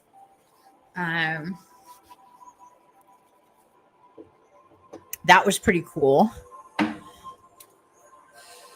That was pretty cool. Curious to hear what it felt like, how that was for you all, what your symbols were. If you want to share, you have to. I love that. Gosh, I really wish I was in that cavern. That looks so nice. Holy moly, that looks so nice. I miss the ocean. I miss the ocean.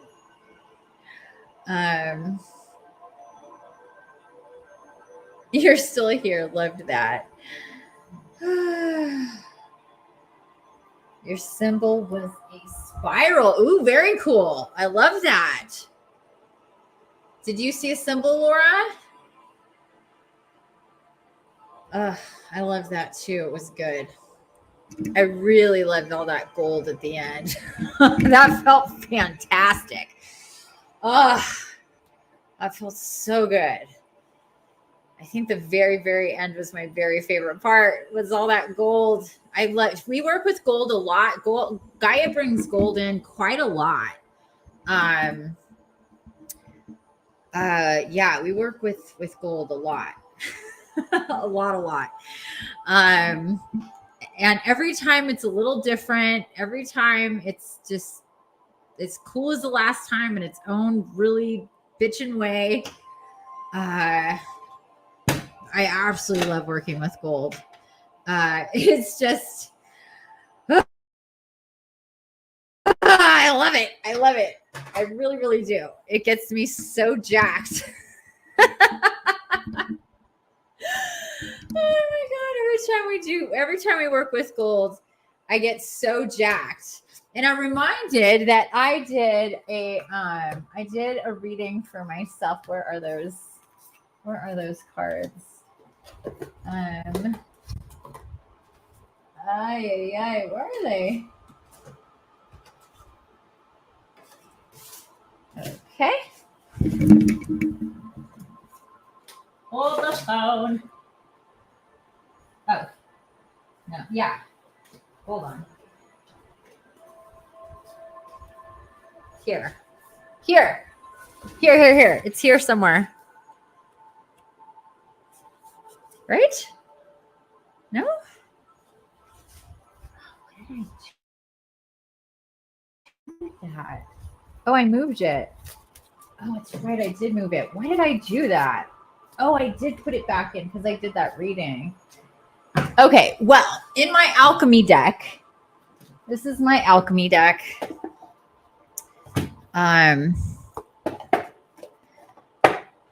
Looks like this. These are the cards. There is a card that is gold. Literally the metal gold. That I pulled. There it is. Gold. And I got this as part of another reading for me personally. But it was really interesting. I think I'm going to do a live just about this reading because it was so cool. And it had all these really very thematic, well, it's the archetypes. No, that's not it. I don't want to get off topic here, but anyway, it's really cool. And gold was part of it. And we do work with gold quite a lot in energy work, in my energy healing sessions, which are basically like spirit walks, except for they're directed at you specifically.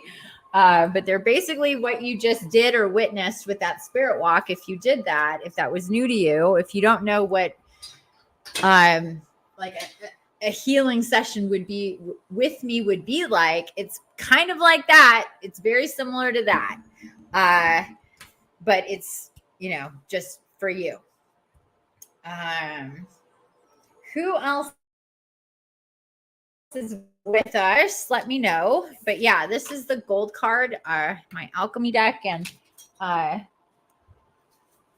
let me just read this to you while we see who's all here. And because this gold is like really, where is the...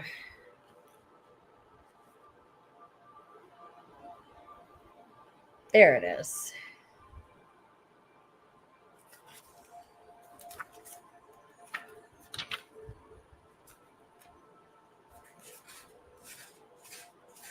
So get our wheels going for the oracle I'm going to do with you guys right now. The Alchemist Gold, card number 26, Illumination, Splendor, Culmination for gold. The Alchemist Gold is ordinary gold. Ooh, I need light now that I'm not doing spirit walk anymore. I don't want that light right in my face. Did it just switch on its... Oh, son of a... Ay, caramba. Can't see. Oh, now it's... What just happened? Oh my gosh. Okay. It doesn't want to do its normal, like, giving me options thing. But anyway, here we go. The Alchemist gold is no ordinary gold. It is not found in rings or coins or necklaces. It is a substance buried deep within, sometimes referred to as gold of the wise, philosophic gold, the ethereal stone, or the divine quintessence among countless other names. For our purposes, we seek not the physical metal, but the mystical essence within each alchemist. How do we recognize it? It mimics qualities of the metal itself, soft and radiant, and its planetary counterpart, the sun, warm and bright. It is no wonder gold is associated with the heart. When this card arrives, there is something of incredible value at hand. It is marvelous and rare. Cherish it. Get to know its properties and its source. The gold card carries a distinct shadow. If mistaken for a purely physical material, it can lead to greed and excess, causing the alchemists to lose their way. Reverence is key.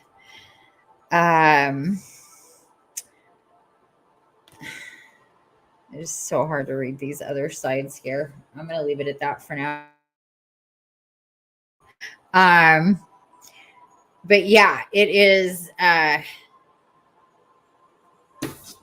gold in all the ways is really, really powerful. And like I said, we're guided to work with it quite a lot around here, or it just comes through quite a lot around here. What's this? Didn't fall asleep. Okay, good.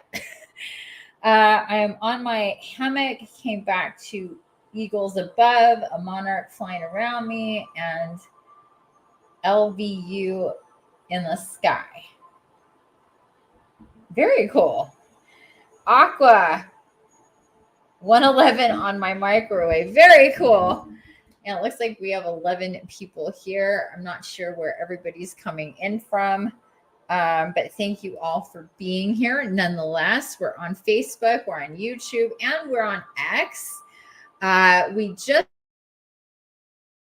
got done with about an hour plus long spirit walk for the 7-7 gate. We connected with our guardian angels. We were in this beautiful astral space that Mother Gaia connected to us. I channeled Gaia. We worked with crystals and all sorts of really cool things. If you were not here for that, then definitely rewind, watch the replay. I suggest that you check it out and do that ASAP because it was really cool. And it was all about this 7-7 Stargate, our divine connections and highest possible timelines, and working with and seeing ourselves in future timelines, which was really cool. Bo says, it was amazing. It was amazing. It was pretty amazing. And then there at the end, a bunch of gold. We were just, everything was gold, gold, gold, gold. Gold. It was fantabulous. And like I said, it gets me all jacked. Love it. That was awesome. That was awesome. Channeling Gaia, listening to her as she comes through me. She had me doing I was doing some light language with my hands. Those of you that did the spirit walk, if you were watching but not doing the spirit walk, you would have seen that. It was more than usual. So you guys can go back and watch the light language symbols and things I was doing. If so guided. Okay, so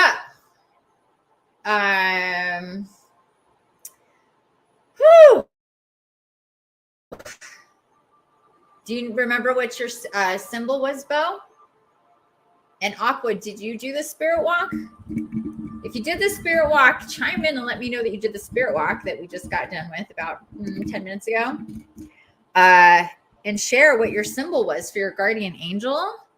And don't forget to take notes, write stuff down, and put it in your phone or whatever about this spirit walk, is because you'll see that you'll forget a lot of the details really quick. It's very dreamy in that space. Very, very dreamy. What's this? Can't picture things. Usually I get things after in the sky. Oh, so that's what LV. Okay. So that's what that was. Okay. Gotcha.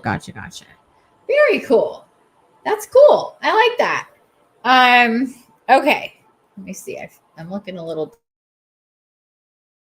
discombobulated here. Let me put my shit together. Let me get my shit together here. Okay. That's okay. However you get things, is very cool. That works. Okay. So let's get into those, oracle readings. Let's finish this up once and for all. Let's see. Is Nicole here? You'll send pics? Okay, send pics. Post them in the Facebook group for the podcast. The podcast Facebook group. I think you're in that. Pretty sure you're in that. Right? Yeah, you are. Yeah, you are. And post more, people. I want to get more action going on in that group for sure. Yeah, that would be great. That would be great. There is a whole chat feature that group can have. I think I'm going to initiate it. I haven't been guided to initiate it yet, but I think I'm feeling like that's going to come through. I've been waiting. I think hopefully that'll give us some more maybe engagement or interaction there. We'll see. So Nicole, are you here? I don't think she's here. So that means you, my dear Bo, you're up. Were you going to try to get on camera with me today? Want me to? I sent you an email earlier with the link. I don't remember exactly what the problem was yesterday. If you can, I think Google was being a problem. I have never heard that before. But I guess Safari was working, or there are other. DuckDuckGo is a browser that can be downloaded to your phone. I use Chrome. I use DuckDuckGo on. Well, I use the search engine DuckDuckGo. I still use Chrome on my computer too, though. Yes. Okay. Yeah. Try to come up. Yes. Try. That would be fantastic. It's always better that way. Okay. Cool. And oh my God, my third eye. I couldn't do spirit walks like barely at all for like 7, almost 8 weeks. I did the bare minimum spirit walks because it would activate my third eye so much, and it was already having such a hard time through that whole period. And well, not a hard time. What I mean is just, it was my third eye was doing whatever it was doing. It was activating my sinuses, and it was like I was dripping, and it was just this whole thing for weeks. And I just could not. It was just, I was just receiving so much. And anytime I tried to can do spirit walks and connect in that really high, super high vibe frequency kind of business with spirit walks and that type of channeling, it just set things off. But right now, after doing that spirit walk, after facilitating that spirit walk, I'm all, oh, I can put it here. Let me just put it here. I thought you may have seen that already, but I can stick it here if that makes it easier. There you go. So Bo is going to attempt to get up here on stage with me like Nicole was yesterday. We were having some problems with, like, Laura couldn't do it, and Dakota didn't want to. Gabby couldn't do it. So, but Nicole could when she got on Safari. I don't know my password. Is it? Yeah, it wants you to sign into either Facebook or YouTube to connect. So you're using one of your accounts to be on stage.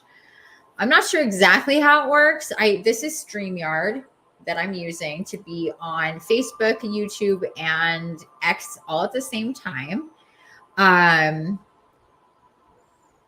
And there's this whole feature where you can have people, just send them a link, and there's an app for it. And so it's really, really cool, especially if you're, doing lives, any type of, podcasts or webinars and stuff like that. But it does require you to sign in, or your guests to sign in to a platform. Oh, there she is. There she is. Yeah, I'm here. Hi. Or he, sorry. Hi. How are you? I'm fine. How are you? I'm so glad this works. Why? I want to make you bigger. I want to make this bigger. This? There we go. Glasses are going to be dark, though. There we go. Let me see. I might have to turn this down so I can hear you okay. Can you hear me okay? Oh. Yes, I can hear you. Okay. I can hear you too. Okay, I was having a little bit. Oh no.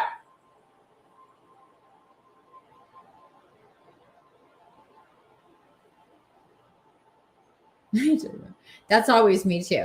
And then, like, if I don't then I'll be told what it is. It's very helpful. My guardian angel knows all my passwords. He tells me. It's really funny. There we go. I don't know what happened. That's okay. That's okay. I knew you'd come back. I love it that you're in that hammock. Oh my God. I was thinking about getting a hammock. Now you're making me want to get a hammock again. Amazon. This is the best one. It's a double one. And literally I can cocoon myself in this hammock. Look at this. Oh, it's fantastic. Will you send me the link? Because I will.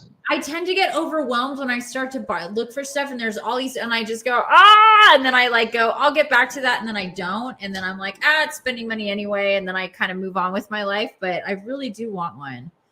Well, this is the best thing ever. Okay. Yeah. Send me the link for that. I want to, if you said it's the best one. Have you had other ones like that? Because I've never had one like that. Yeah. I've had the flatter ones, but I don't like that. I mean, this one contours right to your body. And like I said, I can just pull it. I mean, I sleep in this thing. I can pull it right around. It's awesome. Ugh, that's so cool. Yeah. I used to have a hammock a long time ago. But it was like connected to the ceiling, and I've never had a freestanding one like that. I definitely want one now. Okay. Well, let's get going. Right. Oh, what'd you say? Nothing. Oh, okay. Thought you said something. Okay, so, whoo, I fall asleep. But you're in Wisconsin? I'm in Wisconsin. So that's the East Coast. No, Central. We're in the middle. By Michigan. Middle? Okay. So that's right by the Great Lakes. Right by the Great Lakes. Woo. Is that 2 hours ahead of the Pacific or 3? Yes. It's 2. Yes, both? Okay. 2 hours ahead. It's 2 hours ahead. Yeah, because when you message me, I'm like, what is Pacific time? But I used to live in Utah, so that was an hour. So I get it. Yeah. So that's totally cool. We're here today. It's all meant to be. Let me just, oh my God, my face is starting, like, after that spirit walk, my third eye is just. Mine too. Woo. Really bad. Really bad. All in here. It just itches. It's like, it's this like tingly. It just feels like tingles right. And it's just right in here. And it can be really distracting. Okay, let's see what we're doing. Let's see. I really could. Just kidding. Yeah, sometimes I feel like the top of my head doesn't exist. After I do stuff like that, healings and spirit walks, it's like this whole like tingly thing up here. It's like really, but right now it's just right there in the third eye. Divine Goddess. Huh? Divine Goddess card deck. Divine what? Got it. Divine Goddess card deck. Your card deck. Is that what you want? Yeah. Unless you're going to pick one. Are you going to pick one? You pick one. I wasn't sure what was happening yet. It wasn't coming through yet. But if I'm perfectly clear. I know exactly what I am. Okay, this one then, right? This one? Yeah. Is that the one you used the night before or 2 nights ago? Yeah. The Divine Feminine? Oh, yeah, that one. Sure. Yeah, okay. It's a really bitchin' deck. Mm-hmm. Yeah. It really is. Very, very. It's heavy, though. It's energetically heavy deck. And that's not a bad thing. It just is, it is what it is. It's just an energetically heavy deck. I mean, how could it not be? How could it not be? And what's really funny is that when I was guided to this deck, I was so excited. And I thought, I'm going to be guided to work with this deck all the time. And that's just has not been the case. It's been very specific times or with 4 specific, people. But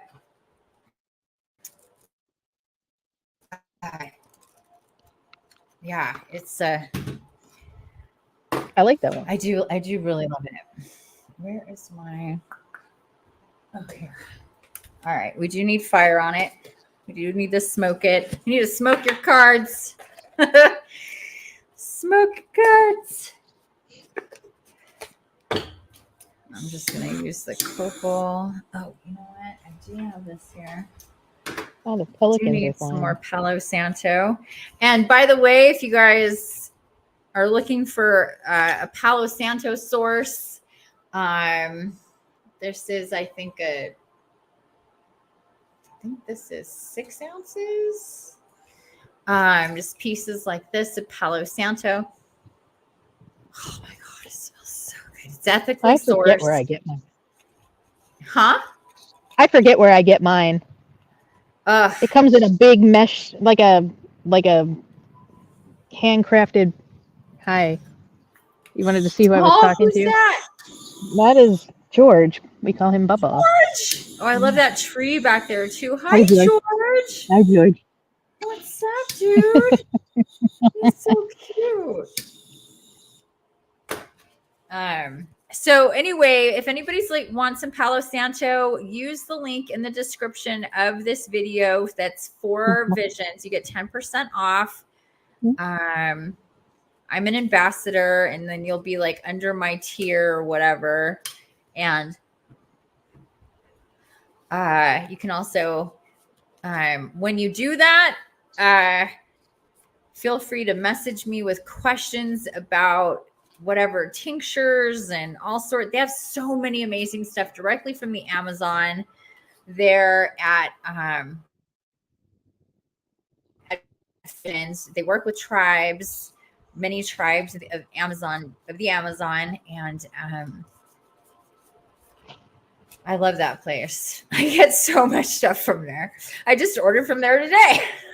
As a matter of fact, I got some more of my pristine rose hydrosol and and a brand new tincture. Oh, that I was going to tell people about. I'll tell you guys about it at the end. It's a brand new tincture they just came out with, and I was guided to jump on it because their stuff they'll send out these emails of new plant medicines, and if you wait, sometimes like, oh, I'll do it tonight, sold out, gone. Too bad, so sad. Should have got on that sooner. And it's this new tincture that's for spiritual body, mental body, and physical body. And so perfect for this whole soul quest thing that we're getting on. So I wanted to tell people about it. So I'll share about that more later. Maybe hopefully it's not sold out for you guys if you are going to get it. Okay. So my dear, did you want to ask a question, or do you want to just see what comes up? Oh yeah, do me, baby. Okay. You're so funny. Let her rip. You're so cute.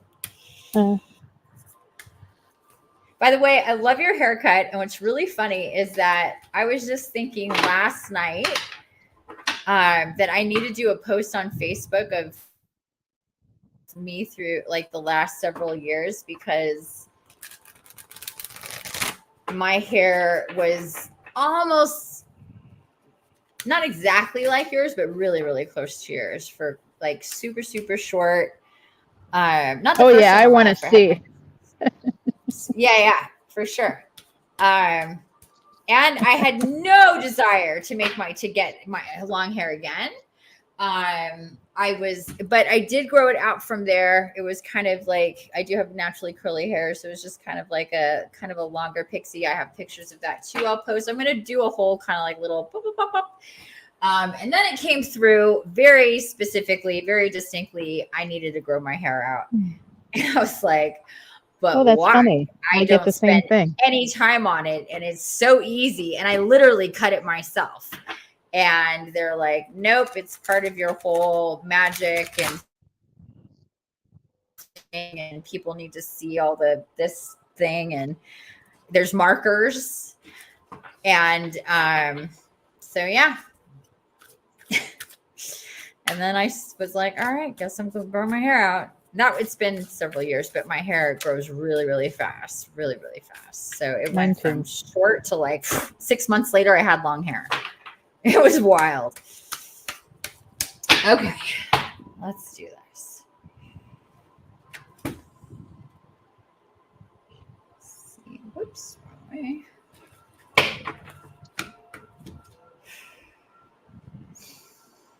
My eyes still haven't come back.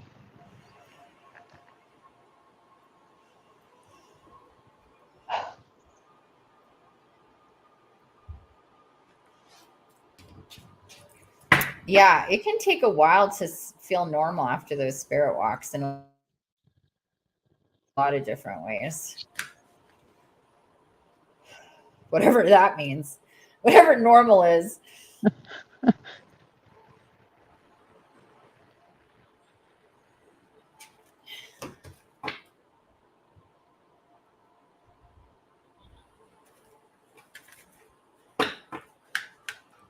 I truly can't even see.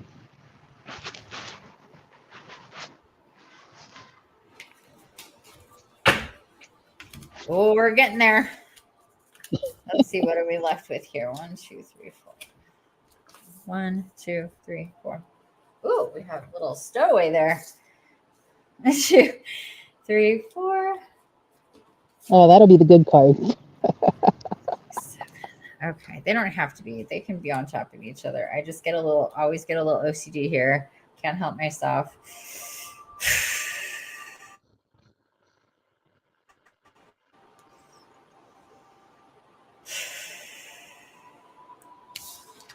Okay, third one it is.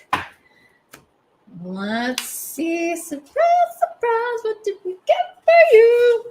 Boop-ba-doo. Joan of Arc.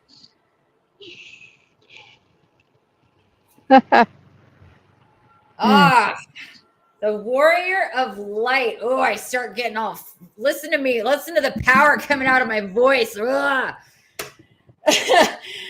Oh, wow. I have steel-like faith in myself. The angels armor me with conviction. Fuck yeah. Absolutely. Let's get to Joan of Arc. Oh, I'm so excited. I've never pulled her before. BTW. Never pulled her before. I've been waiting to pull her because you can see from here, everybody's in the deck. And when I saw her, I was like, oh, and I've literally had this deck for like 2 years and I told you, I have not worked with it that much. It's very, very specific. So I'm stoked. I'm excited. Where is it? J. There she is. She's the only J. Page 19. She's the only J. Yeah. Is that a 19? No. What is that? Oh, 9. Take it back. 9. There we are. Trading my glasses. I'm going to go get my third eye is tripping my eyes out. Oh, no, they're right here. Let's see. Ugh. This is the problem where like my regular eyes by themselves are a problem. And then my glasses, no, because my third eye is all. Brrr. Okay. But I think this is going to work better. Just need to adjust. Oh my gosh. I have steel-like faith in myself. My angels armor me with conviction. Yes. Okay. Who she is. Joan of Arc represents the power that we all possess when we're aligned with our calling. She is a legendary heroine in France for her role in the 100 Years' War. She was born in 1412 in Domeray, France. At the age of 13, she had a vision that would change the course of her life. Been there, done that. She relates years later in transcripts from her trial after being captured by the English that she would have preferred to stay in her hometown spinning wool. Same.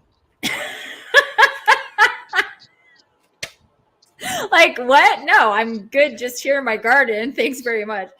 But the power of her vision and her belief in the truth of it compelled her to follow the voice she heard within her. The vision was of the Archangel Michael, accompanied by many angels. Yeah, same. She said, I saw them with my bodily eyes as well as I am seeing you. And when they left, I wept. The Archangel Michael told her that she was meant to drive out the English from France. Dressed in men's armor, Joan of Arc led several campaigns against the English and became a symbol of hope. The power of her conviction that she was acting on God's behalf shifted her tenor of the war in France's favor. She was captured in May of 1430 and taken to Rouen, which was then under English rule. A heresy trial led by Bishop Cauchon charged her with the repeat offense of cross-dressing. She was condemned and sentenced to death in May of 1431. 25 years later, her mother, Isabel Romee, among others, demanded a retrial. 115 witnesses were called to testify on Joan's defense. She was declared innocent.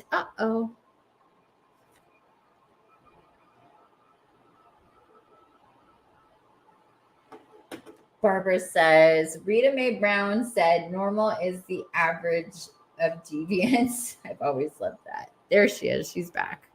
Sorry. Okay. That's okay. Let me make sure my Wi-Fi is. Okay. I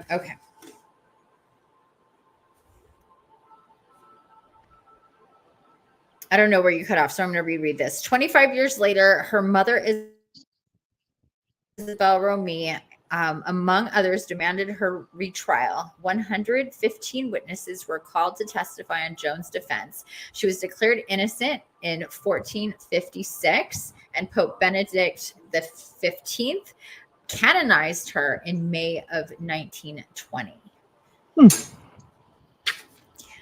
When your soul selects her card, during Joan of Arc's heresy trial, her interrogators asked her if she was in a state of grace. She answered, if I am not, may God put me there. And if I am, may God so keep me. She unfaltering, what is my problem? Okay, maybe the glasses aren't good. I don't know. Her unfaltering faith in the truth of her own visions made the impossible possible. As a teenager, she led an army that changed the course of history for France. And because of the trials, we have sworn testimony detailing the courage of her convictions and her own testimony about her visions of the Archangel Michael, who inspired the course of her actions. Act and God will act, she said. The faith she had in her visions allowed her to take on a task that had never been done before by a young woman. Her every action chanted, I am not afraid. I was born to do this. She is associated with the fleur de lis, known as the flower of light. It represents the Trinity, the profound truth that the Trinity would not exist without Mary and her brave response to Archangel Gabriel's call.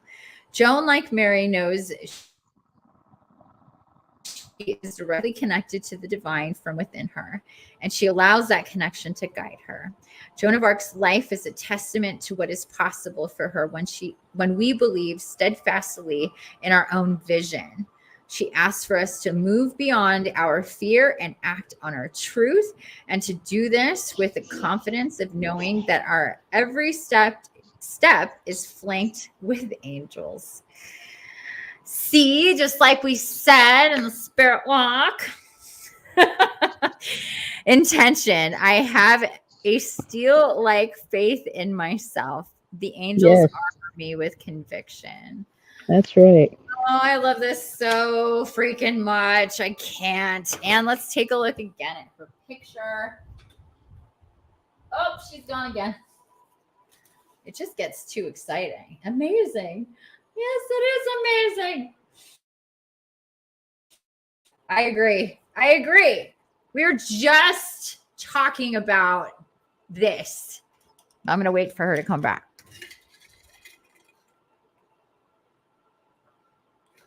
And hi, Nicole. It says I'm backstage. I don't know. It just puts me right back.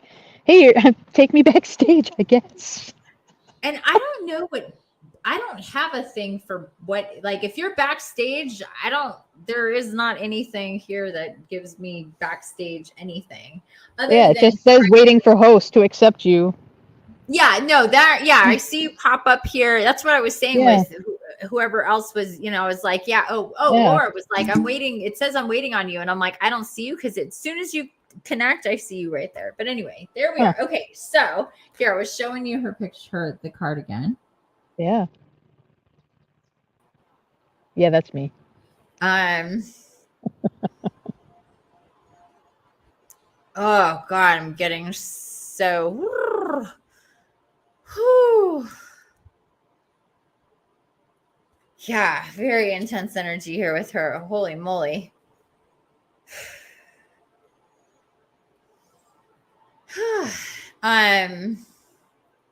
Okay, so give me a second here.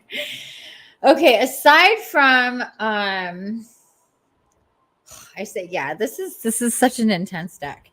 So heavy. But good. It's good. It's all very, very good. It's very intense. So yeah, so much of what was talked about and what came up in the spirit walk is coming through in this card. It's nuts. It really is, with a real emphasis on angels here. Big time. Just validation for you and everybody here. That we do, and as I was reading that, I couldn't help but go same, because that's, these kind of, obviously there's many differences, but a lot of sames. And these types of sames that we have are what I consider proof that these things are a real thing, and experiencing that. And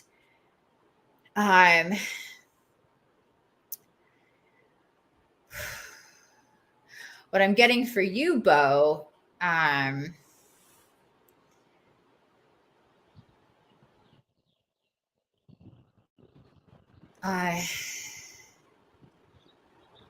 is this whole multi-layered transitional thing with you. And that in many ways, even though you've been through and done so much so far, that you're just now getting to a part where things are starting to fit together in a new way, and more is coming in about that. This really this component of you having a strong sense of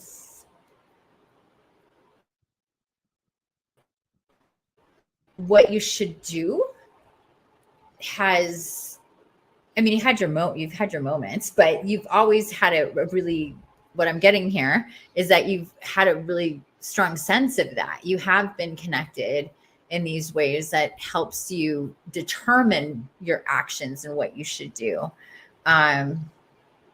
Even when it's, pretty monumental, that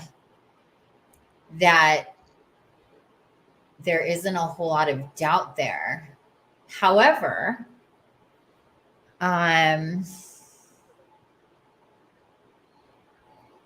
it still feels it's still more on the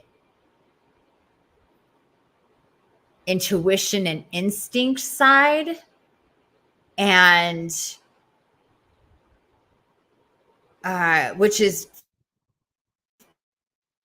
great. That's that's obviously base, but the ability to receive in a more clear way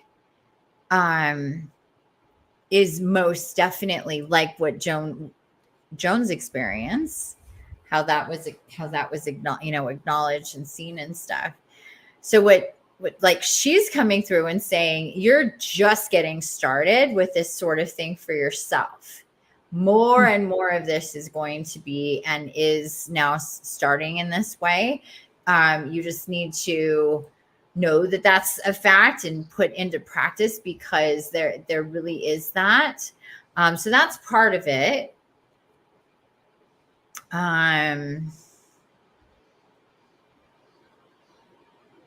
And yeah, definitely. This is also kind of general. It could be for anybody. There's absolutely, with all this, is a more clarity for future and next steps with yourself.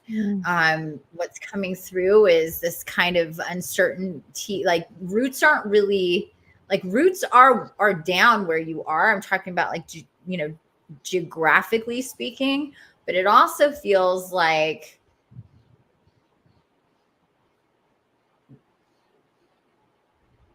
there's movement, like feels like there needs to be some type of, maybe you moving somewhere, and it's just kind of like, but where is that going on? Yeah.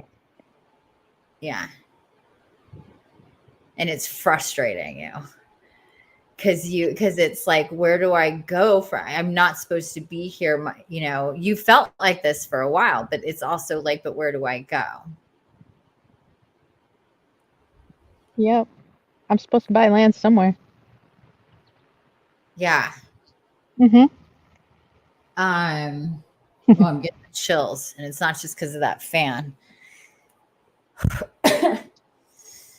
So give me a second.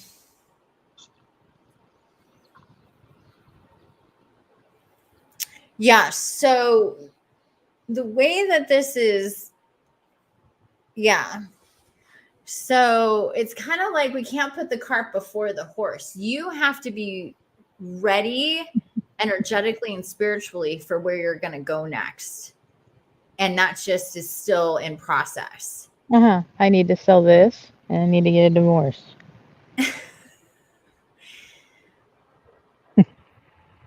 Yeah. Well, yeah. There's definitely some the shifts and the changes, it's all going to, but what's going to happen, what's really going to activate this, because it's been kind of like, the car at the starting line of a race, just waiting. I'm just waiting for the go here. And I know it just has not happened. And you're right, it hasn't happened. But it's coming soon. It's coming soon. And there's a kind of domino effect that has to do literally with your, energetic and your vibe, your energetic and your spiritual readiness and connection. And so there's a bit of work that needs to be done energetically. And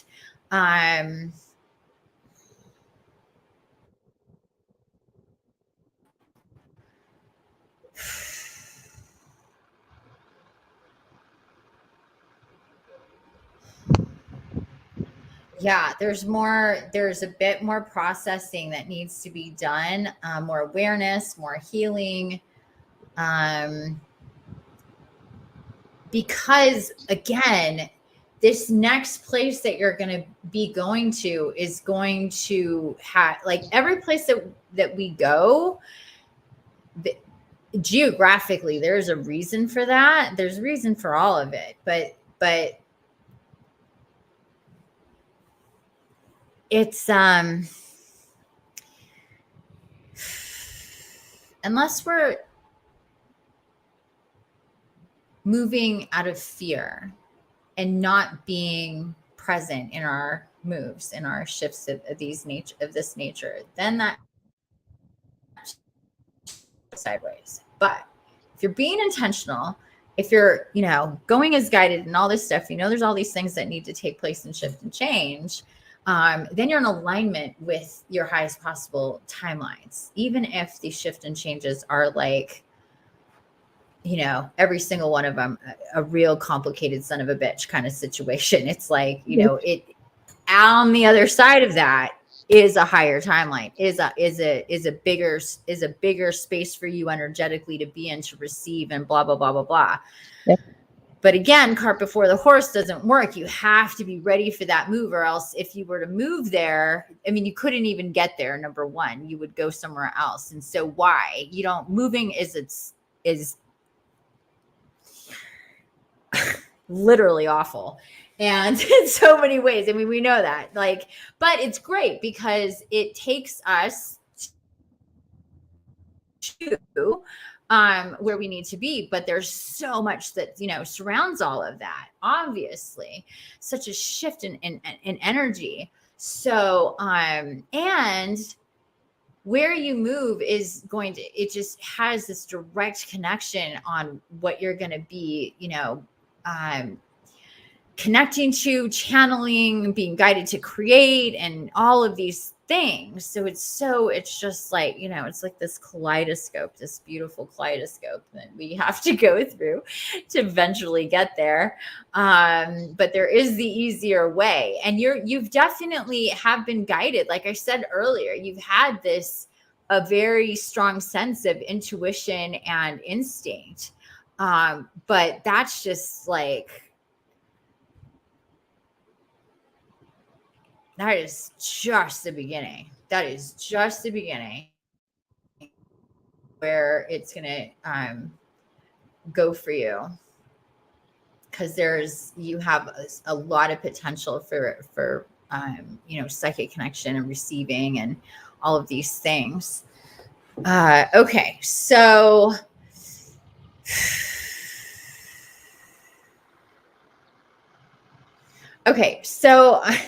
I'm being guided to ask you if you have been considering doing the Soul Quest program. I have been considering, Okay. but with everything going on here, and yeah, we'll see. Yeah, We'll see. because I really hope you understand that is not from me at all.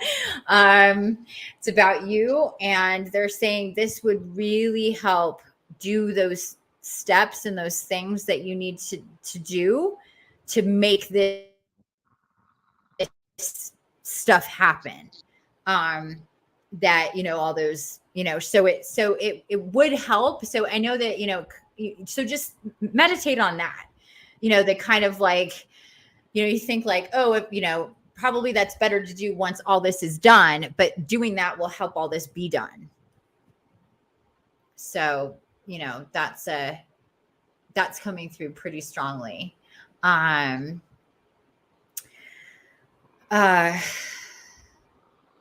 Or, you know, if you're really not, because you need to be, I mean, even though it's like I said in the webinar and other things, when it comes to that, it's one of these things that if you're going to do it, it's like, it just has to come when, you know, at a certain time when it's ready to happen, because like so many other things, it's like, when's going to be the right time? So that is kind of a thing. But if that's the case, then something, I don't know what else, but something else. You could start also with the Unstoppable Empath program too. That's about working with your energy cords. That would get things moving as well. It's just those, I mean, all of it's meant to be, you know, kind of coincided, but something, and if not any of the stuff that I put out, then, you know, maybe something that's directing you to you in some way, where you're working energetically spiritually, and all the, as much as needs to happen to get this going. And because you have the good instincts and the intuition, you will absolutely be guided to the right thing and exactly when you're meant to do it. There's no doubt about it. It's just letting that come through, and it will come through, I feel, very, very soon. Because this Stargate is like, it's going to make things clearer for you.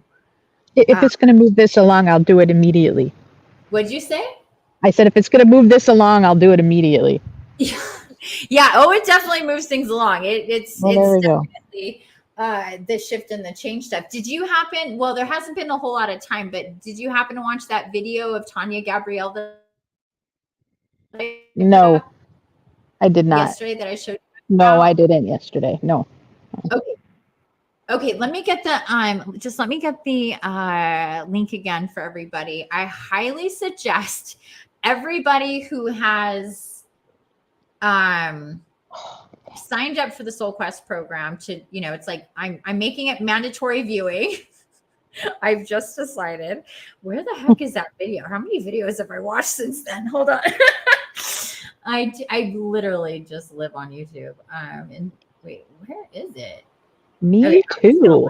I'm looking in my history. I can't find it. Let me just look her up. Tanya. Because she did this. There's this square with Mars and Uranus on the 15th when we're starting the Soul Quest program. And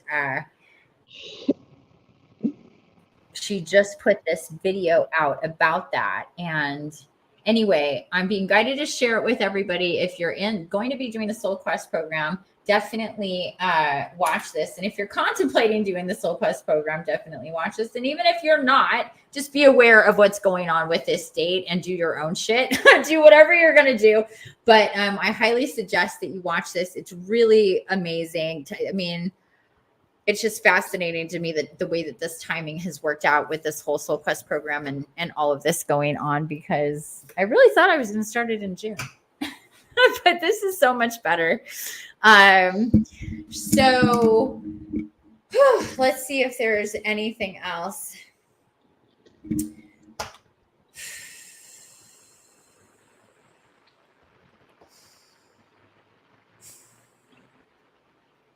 Yeah.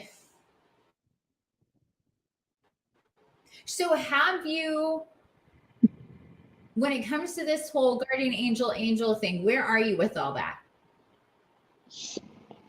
So we communicate all the time. That's how I get my pictures. And oh yeah, I talk to him all the time. Yeah. Okay, perfect. So, yeah, however you can build on that, because I am being shown that it can even use. Okay, you're saying you talk to them all the time. How often are you? Because what I'm getting here is that it's still more of a one-sided conversation. Interesting. In as far as like real clear communication, rather. Oh yeah, I don't get voices yet. No. Okay. Nope. I was told to be patient. That's right. I have a patience problem. That's what? I have a patience problem. So I get told it's coming. Just patience. Yeah. So not patient. Do us directed with you saw like a love you in the sky. Is that what that was? Oh yeah, I get it all the time. I got hello the other day. I get yes and no. I get words. That is so cool. I'll send you pictures. I'm working on a group. I already started the page, but I'm working on a group, and I'm going to download every picture that I have, and people can do it what they, look at them and do what they want with them. Yeah, I see all sorts of beings and and stuff in the cloud, in the sky. And, But I've never seen words. Oh yeah. Oh yeah. Oh, I can't wait to see them. Yeah, I want to see them. Yeah, I have like thousands of sky pictures, like Oh, that's all my phone is. literally thousands. Yeah. Anyway, uh, so back to your guardian angels. So back to this one-sided conversation. So, Yeah. pick a whatever then that, you know, if you see the I love you or love you all the time, that can be your symbol to draw and have around to remind you to talk more about the everyday stuff, about, you know, whatever. And then there's this whole thing with the more that you do that, and it doesn't take that long. For example, my client, and I know he wouldn't mind me sharing this. My client Ryan, he's gonna be in the Soul Quest program. He's one of my he's a one-on-one client. He works in a one-on-one program with me. But he, as part of his program, is the Soul Quest program as well. And we have gotten when I say the guardian angels, this whole thing has been a lot lately. And it has been with him over the last month or so. He's been guided to more of this, to, you know, to paint pictures and stuff, you know, the same thing. It's a very common thing that always comes up. And to, in the morning, say good morning and just trying to remember to talk to his guardian angel as much as possible. And it can be different for everybody. At some point, it's maybe sooner than later, people want a name for their guardian angel. And he had started talking about that. Ryan had started talking about that. And I just know that it happens, you know, when it's meant to happen and how it's meant to happen as well. And he said he woke up, it was a few days ago, he woke up and he asked what his guardian angel is. Good morning, guardian angel. You know, I want to know what your name is. Can you tell me what your name is? And he heard a name. And then he heard it again. And anyway, long story short, he's not used to hearing things. It's not his thing yet. Hasn't been his thing. He's not really, if you were psychic, he would say absolutely not. He is developing more, and he does have those type of instincts and intuitions as well. He is guided, but you know, it's like that under the surface thing that a lot of people have. And so only after like maybe a couple weeks of this like real intentional way of you know, creating these art pieces and waking up every morning and talking throughout the day and doing all the things, that he got to this point of hearing his guardian angel's name. And in our last meeting, I used my pendulum to confirm, because he wasn't sure. He was like, I don't know if that's right or not. Another name kind of came through, but that was a lady I met on a plane, so I don't know. And it's, you know, it's very much like that. And you kind of question it. So we used my pendulum to confirm, and it was an immediate yes that he had the right name.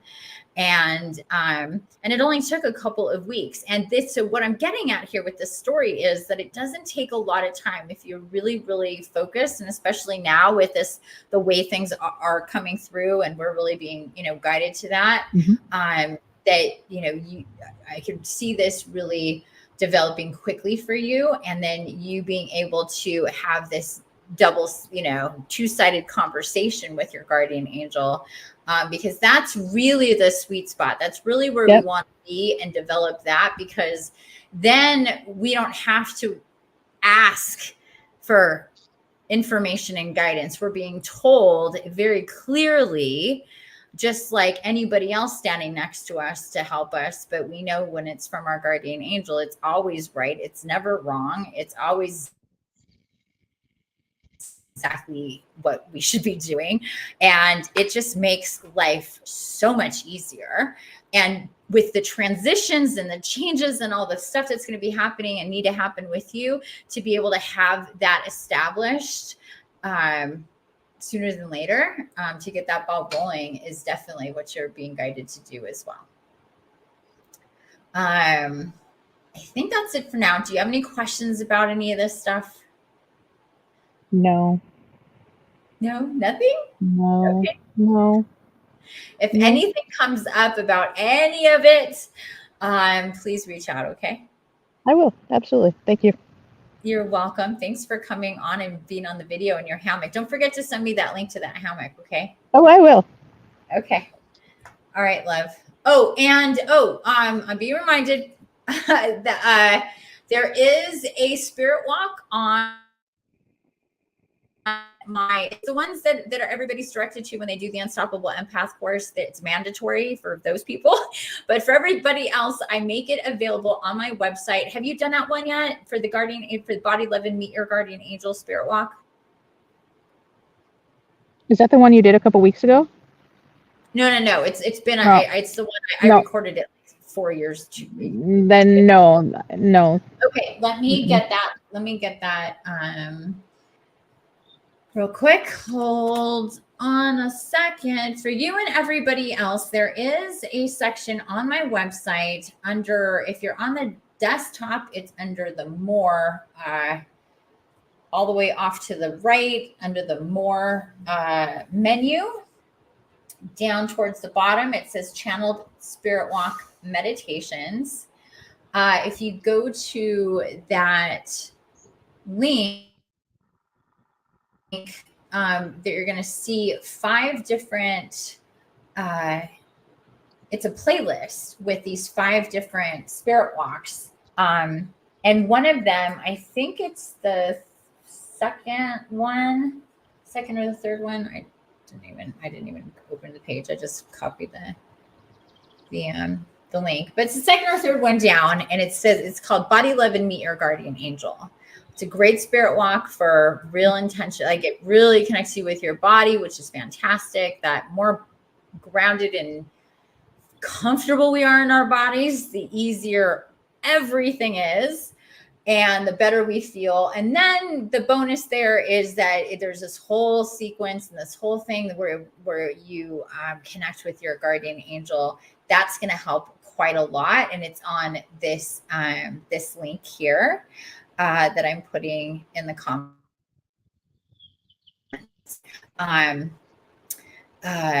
Yeah. Okay. That was it. So do that as soon as you can. And that'll definitely help. It's a really beautiful, do them all. Everybody, I suggest doing all of those. There's one about the money wound, fear, rebirthing your inner child. They're all foundational.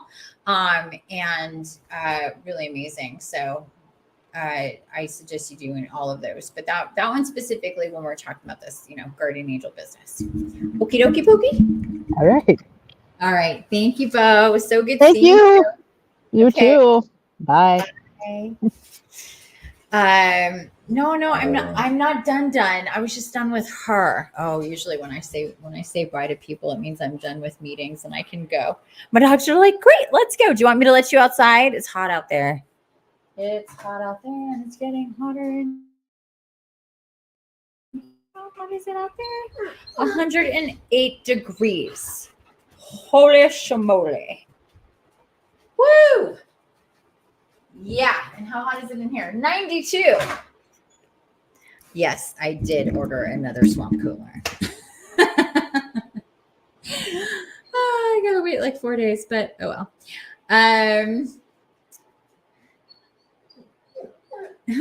Bo says, OMG, you're so cute. No, I don't. Do you want to go outside? Should I let you outside? I'm still working. Yes, I am. I'm still working, Libby Dubbies. You want me to let you go outside? Okay, I'll let you go outside. I can't leave the door open though. It's too hot outside. You can knock on the door when you want to come in. Do you want to go outside? Do you want to go outside? Okay, quick, okay? Quick, quick, quick, quick, quick, quick, quick, quick.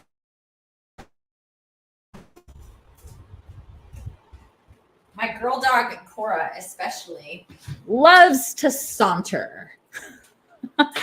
I walk so much faster than my dog. She just saunters, and I'm like, let's go. Okay, Bo, that was fantastic. Thank you so much. I love bringing in feeling that energy of Joan of Arc. That was awesome. Oh, I never put up those. Oh, I didn't have electricity. I have to put up the pictures, everybody's pictures from your oracle. I will put up when we're done later on today. Okay, so next up, my dear Nicole, I know that you're here, right? I saw you. Yes, I will be. Oh, I will be home in 20 minutes. So you should be home now. Are you home?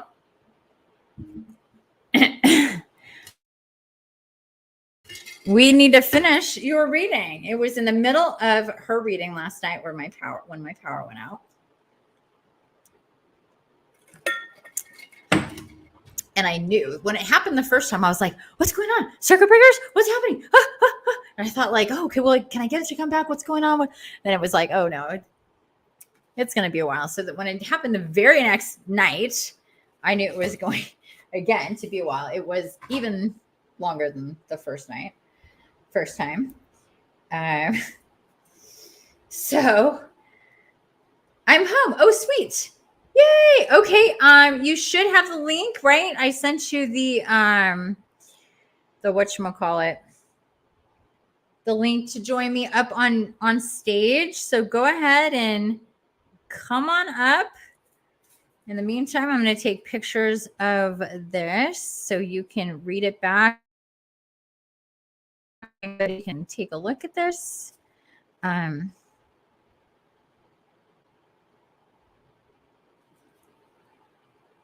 there you are. 1 second. Let me just finish this up. I think I got it all. Okay. Oh, I didn't take a picture of the card. So I will be posting a thread on X and a post on Facebook with everybody's cards. Sorry, it didn't happen sooner. I didn't have electricity, or I've been busy leading up to now. Okay, my dear. There she is. Hello, dear. Hello. Hi. We're doing this again. I'm so sorry we got cut off last night. It's not your fault. I was like, seriously? Again? Well, I thought it was me. I couldn't figure out where you went. I thought it was me. I was messing with the phone. No, it was all over here. It was instantly, and it kept, like, I could see that it kept the internet on for like a couple of seconds. I haven't gone back and watched it, but I think you can see me go, what? Like, seriously, or not, like, whatever, and reacting to it because, yeah, I was like, this sucks. But anyway, here we are. Part 2. We got a card from the White Light Oracle for those of you who are watching for the first time here. I'm going to take this down. Aw, thank you, Bo. Bo says amazing. Aw, thank you, honey. This was your card.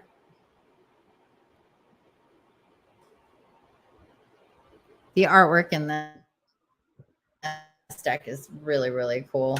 Card number 17, 528 hertz, Mandala of the Heart. I'm not going to reread everything because we went through that yesterday. Is that cool, or do you want me to? No. I know you told me yesterday that I'm doing what I need to do by, healing, but I'm just so desperate for change. It's like I'm doing the Unstoppable Empath course. I'm doing the healing, but it's like, what else can I do to, better my life? Like, that's why I was asking for, the guidance, what else can I do?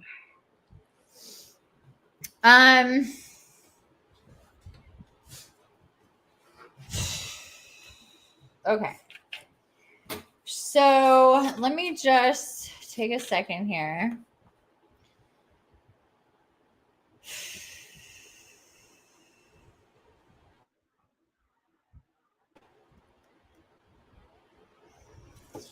Well,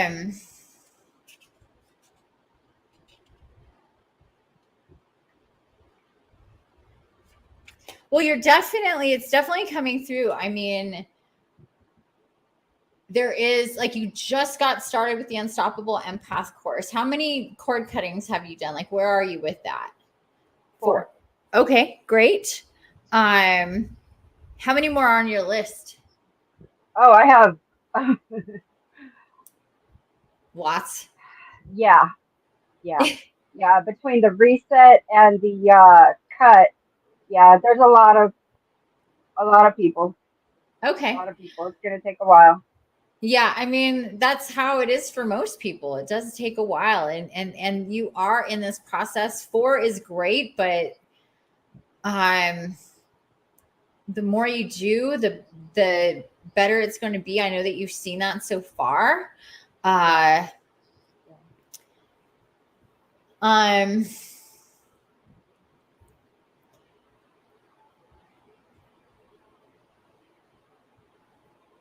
There is definitely a thing with money. All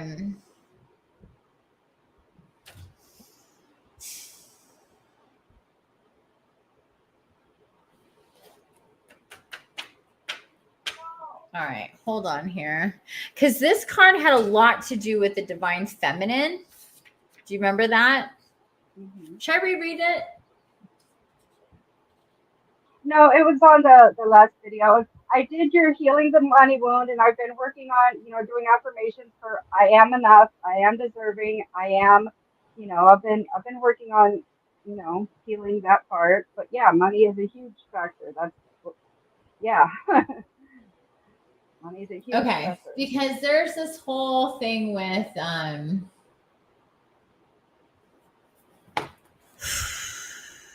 okay, let me just take a second here. So I'm being shown your specifically your sacral chakra, but also your root and your sacral. I mean, they are different, but they're a set. The way that I always see the root and the sacral is as a set.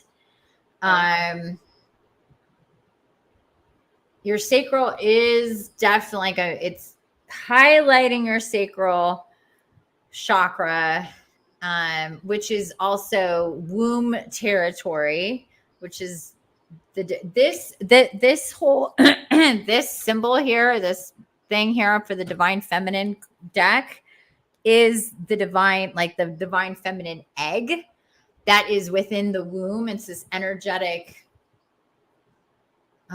force that is especially in those of us who are female. And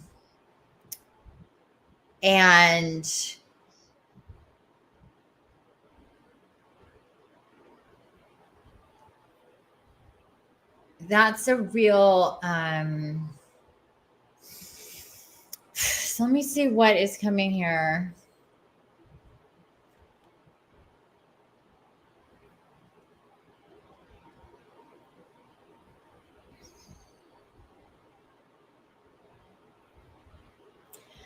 So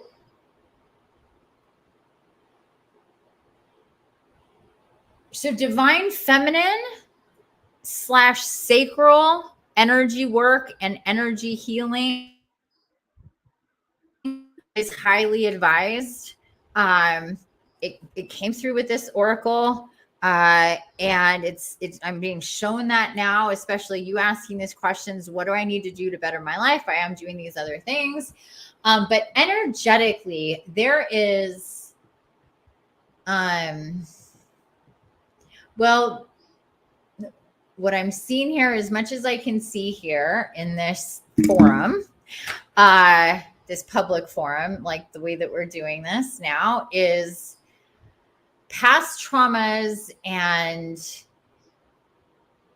wounds that are directly connected to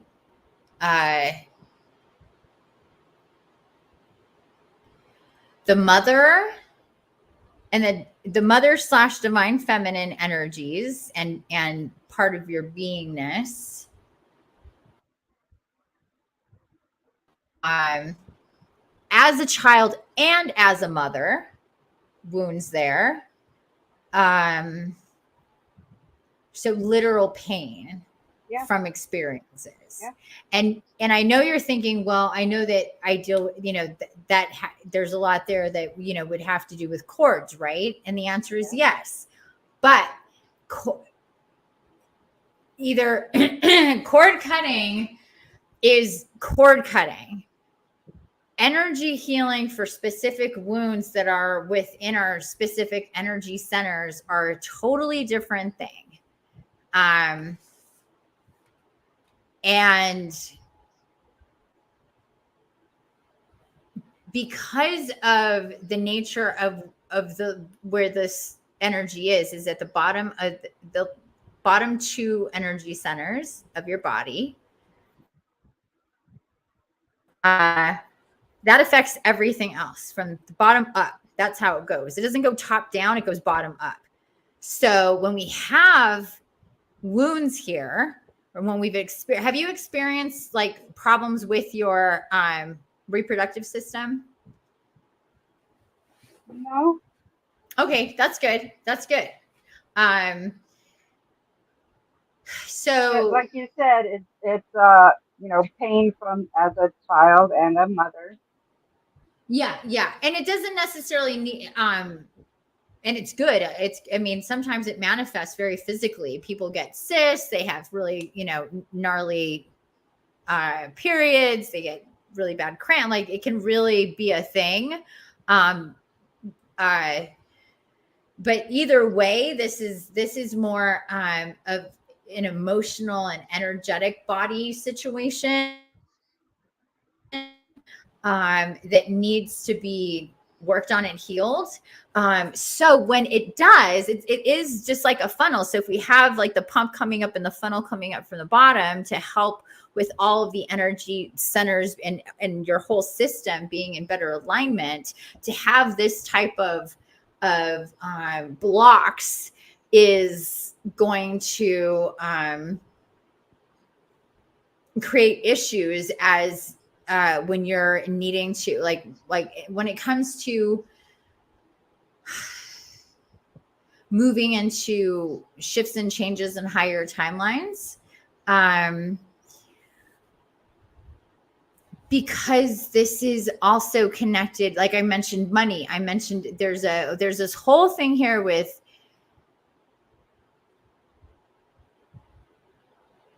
not having enough,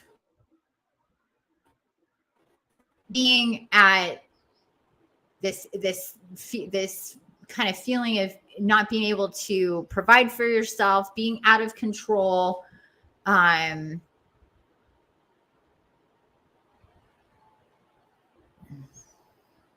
There's an abandonment quality to it as well.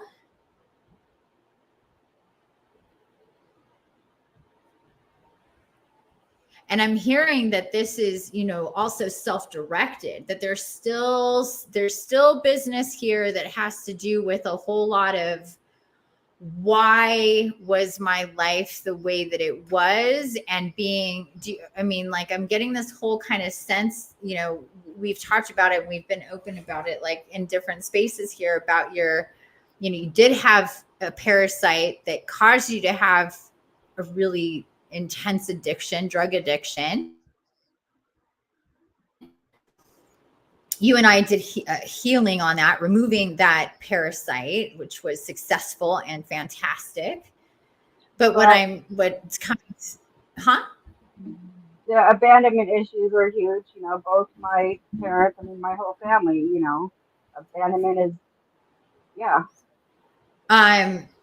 But what's coming through here too is not just from it being outwardly directed, but inwardly directed, like your own, there's this thing about like either feeling guilty or ashamed or having some type of abandonment issues, like that, like for lack of a better way to put it, like that you messed up, that you shouldn't have done that, or why was it like that, or just kind of like this energy of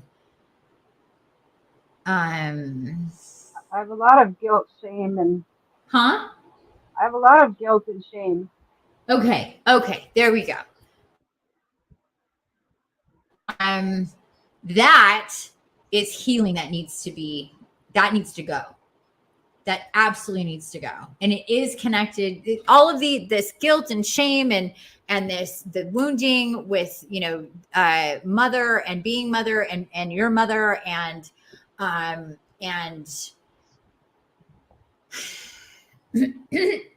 all of this is mucking up the vibration. And until your vibration can be higher and stable higher,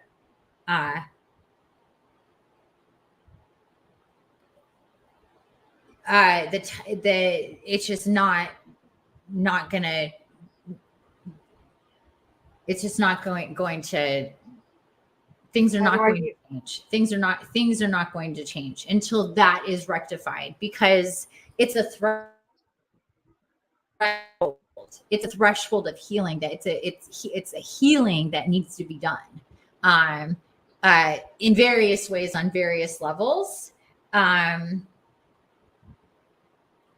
So that dense energy, the guilt, the shame, the abandonment, all of these energies and feelings, these things need to be, and a lot of it has to do with your perception, your perspective, and shifting your consciousness about your past, and doing literally like more energy healing, and which is, there's two things. There's a level of mental healing and consciousness healing, and then there's energetic healing. They're both energy, but they're, different flavors in the same cake kind of.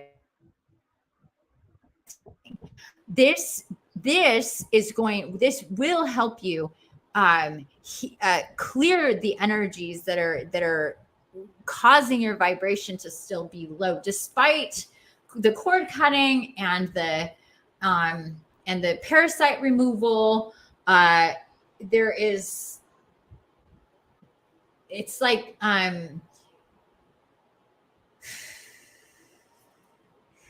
the shadow of the parasite and how it would mess with your head.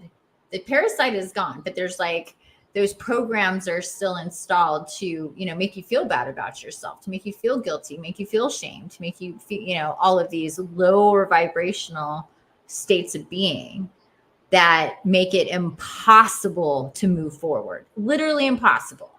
It's just cannot, you can't. That's why they're there in the first place. So you can't, but they can still, the programming of them and your perception, even after they're gone, can still be in play, even though you feel energetically a lot better and all of these things. And I know you've talked to me about it, like, you'll the stability of your mental and emotional and vibrational state is just not as stable as it needs to be. I mean, you've talked about that. So this is what it's really like. Next step, you're asking what you can do. This is the answer. This is what you can do. It needs to be a focus on the mother wounds, and focusing on balancing and connecting with the divine feminine, working more with Mother Gaia, and directing healing to specifically the sacral chakra as well, is like the next step in focus, and keeping up, obviously continuing doing your cord cutting and everything, everything. Exactly what am I going to be? Is there a specific meditation? Is there? Wait, I couldn't. Is It's there kind a of hard to specific? hear you. So say that again. I got the fans on. Is there a specific meditation? I mean, exactly what can I do to heal these? Okay, so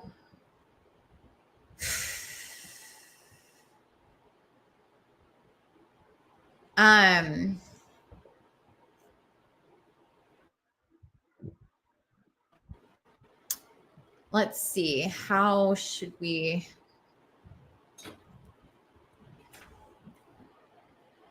Well, you should definitely consider, I do have a healing specifically for this. This would help a lot. The divine feminine healing would be one thing to do.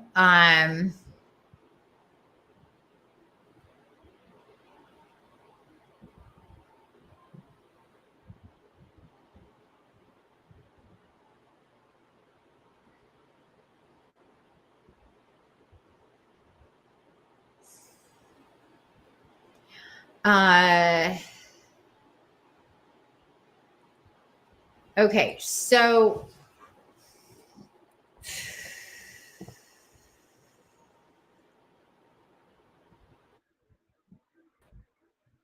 more targeted approach to frequency healing for your sacral chakra. So looking up specific frequency healing music on your like on YouTube.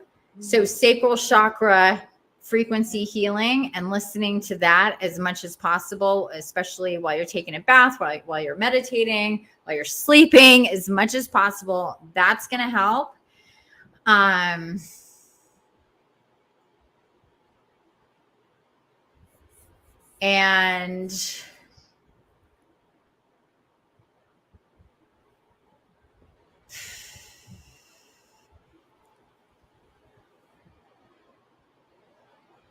since this is the next step, this focus with the mother business, the mother wound, the divine feminine, and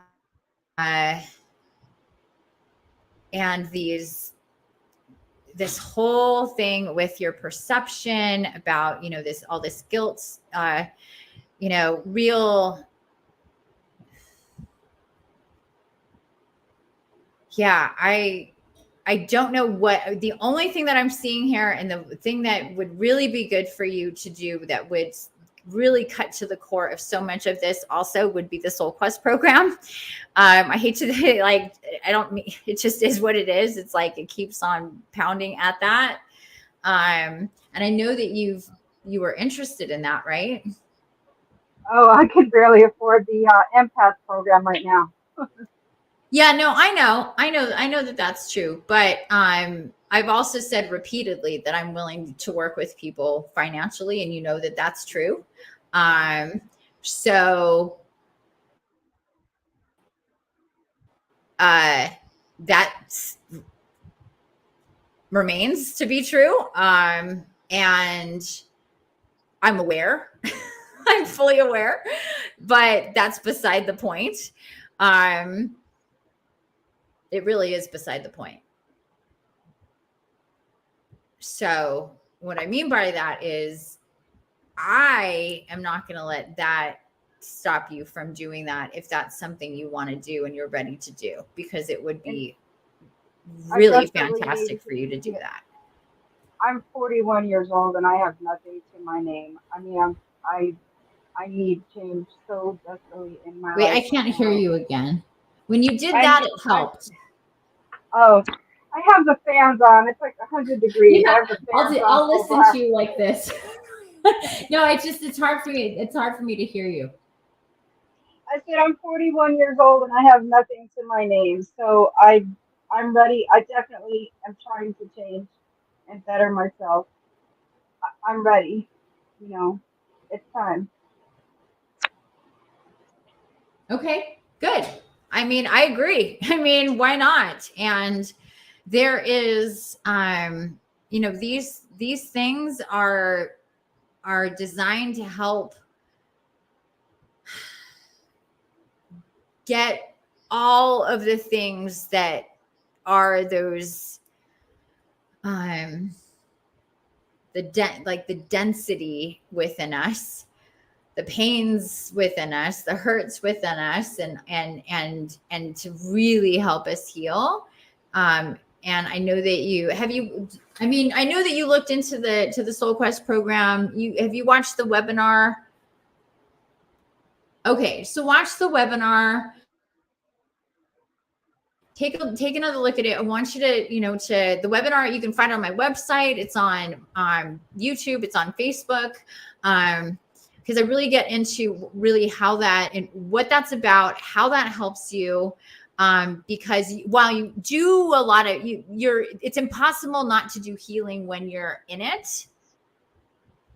But it's really meant to map out through those 8 maps to help you. Well, really the 7 maps to really map out where and what is the focus, and to even tell your, like, how do I heal? You know that you have these pains and these wounds, but how do you heal them? That it's connected to certain things, but it's like, yeah, if you could just make it go away, you'd make it go away and not feel like that anymore. It's just easier. It's easier said than done. But these maps make it so it's really, really, obvious,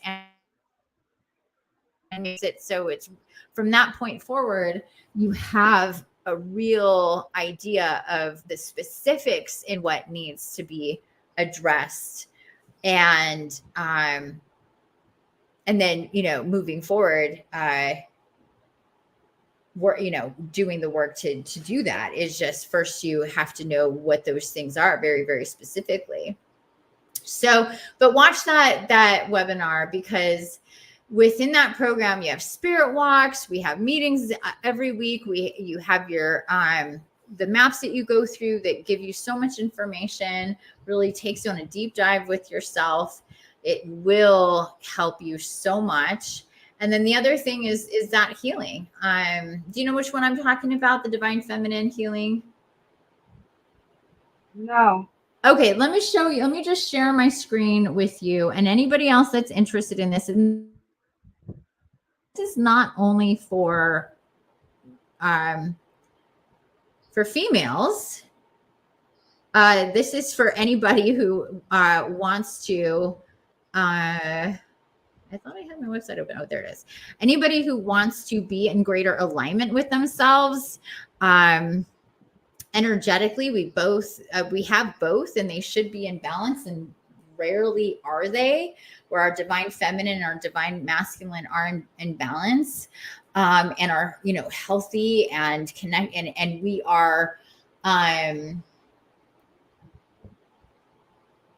working from the positive charges of these aspects more than the negative charges of these aspects. And I think it was last month, I can't remember exactly when, but I downloaded this healing. It's called the Wings of Grace the Wings of Grace Goddess Energies healing session. Oops, I clicked on the wrong. That's to book it. Sorry. You go to read more.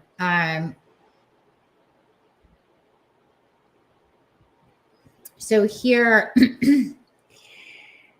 this takes you to, it's not an actual hyperlink because it doesn't do that on my, there. This will take you to my Medium profile, because because there's only so much space and it's just hard to read on the way that it's set up for the services. So it's called Wings of Grace Goddess Energies for Divine Feminine Healing with Gaia and Inanna. Inanna was somebody that I channeled her. It was down over the course of a few days, and this was back, when was this? In May, the beginning of May. Through that Stargate, I connected with Inanna and Gaia, and there's this whole beautiful thing about it. So read up on this. This is the card that I got from the Divine Feminine Oracle. You guys have seen a couple times recently. And I share what that's all about. It's really amazing. And there's this whole healing session that surrounds that. And there's more information here about the divine feminine in general and what all that's connected to. So take a look at the article, read about that so you can understand what the healing is about and what we do there. And it's, I have honestly have not done one yet since it came through and all of that. So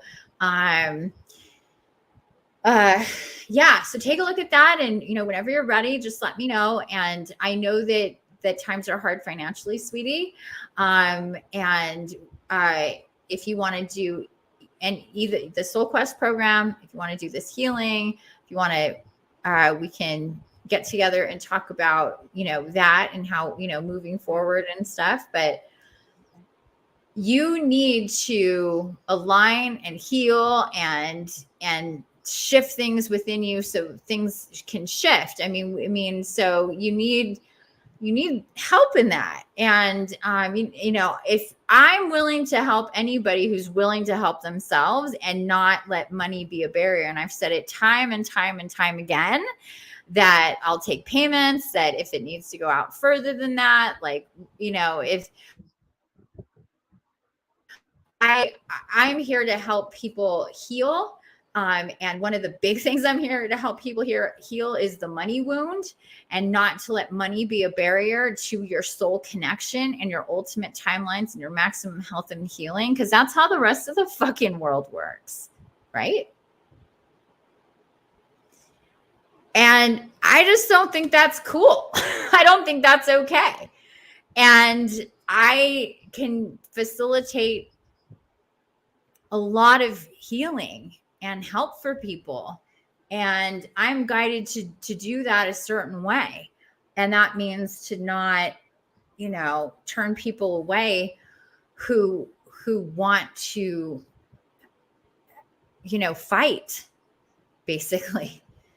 I'm here for the fighters. I'm here for the people who want to fight for themselves, for their lives, who want to effective in your life, who want to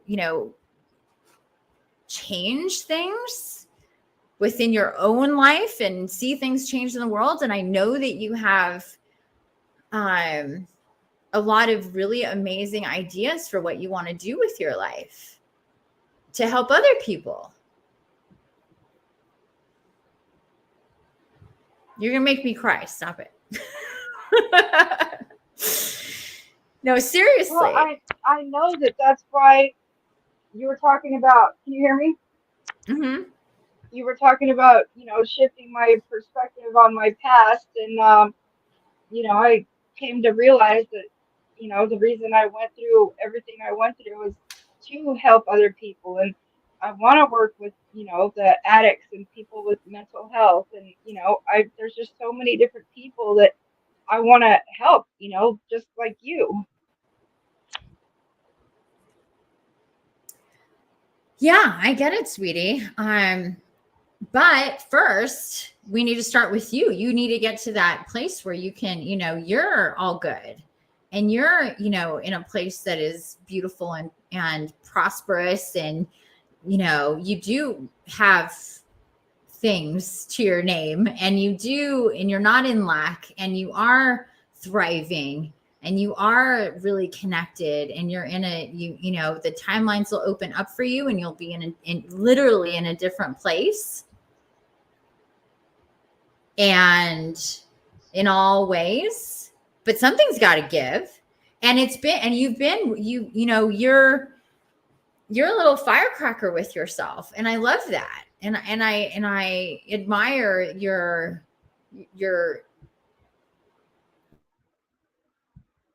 fight from before you found me and we started working together. And since then, I admire your fight. You're a strong person, and you have a shit ton of divine support and guidance behind you, or you wouldn't be where you are. It's been a fucking battle again and again and again and again for you.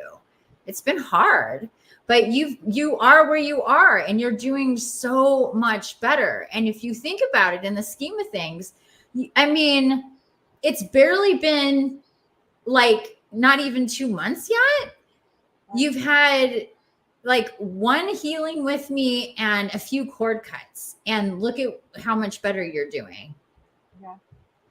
So, and I know that, it's this real deal shit. So obviously, and I get the impatience. get, past that. And that's like the toughest part of ascension and spiritual awakening and healing and all of this stuff, is the time that it takes. Even though in the scheme of things, it's not that long, but we have to go through these processes. And when we ask, what do I need to do? When we ask these questions, the answers come.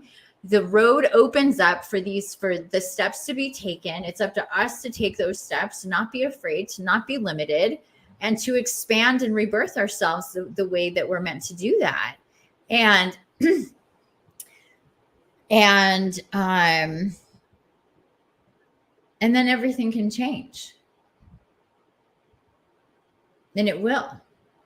And it will change. Everything will change, because you're going to change. You're going to change from the inside out. You are changing from the inside out. It's going to be a totally, I tell you, girl, I'm telling you right now, mark my words, this time next year, it's going to be totally different for you.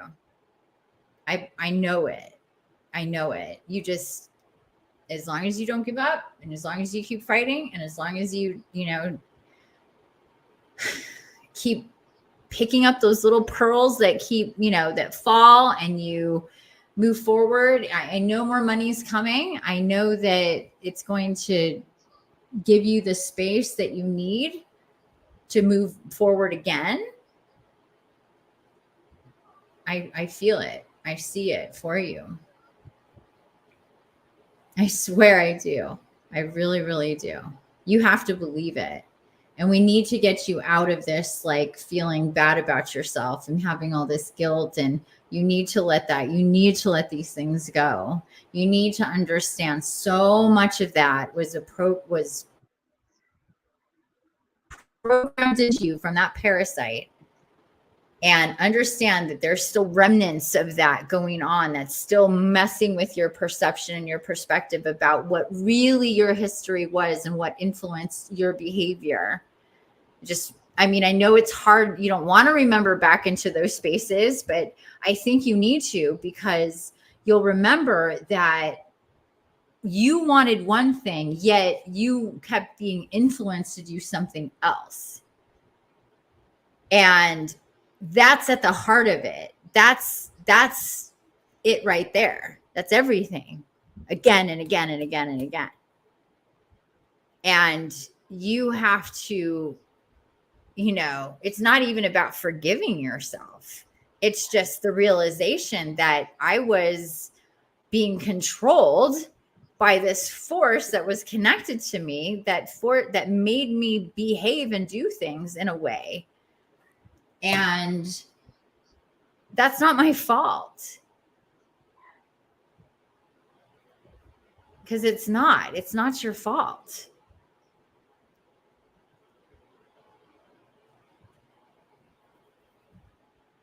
You're not, and never were, a bad person on any level. The ironic thing is that you're this beautiful, bright, divine, incarnate, light, angelic being. And that's why that happened to you. It's the opposite.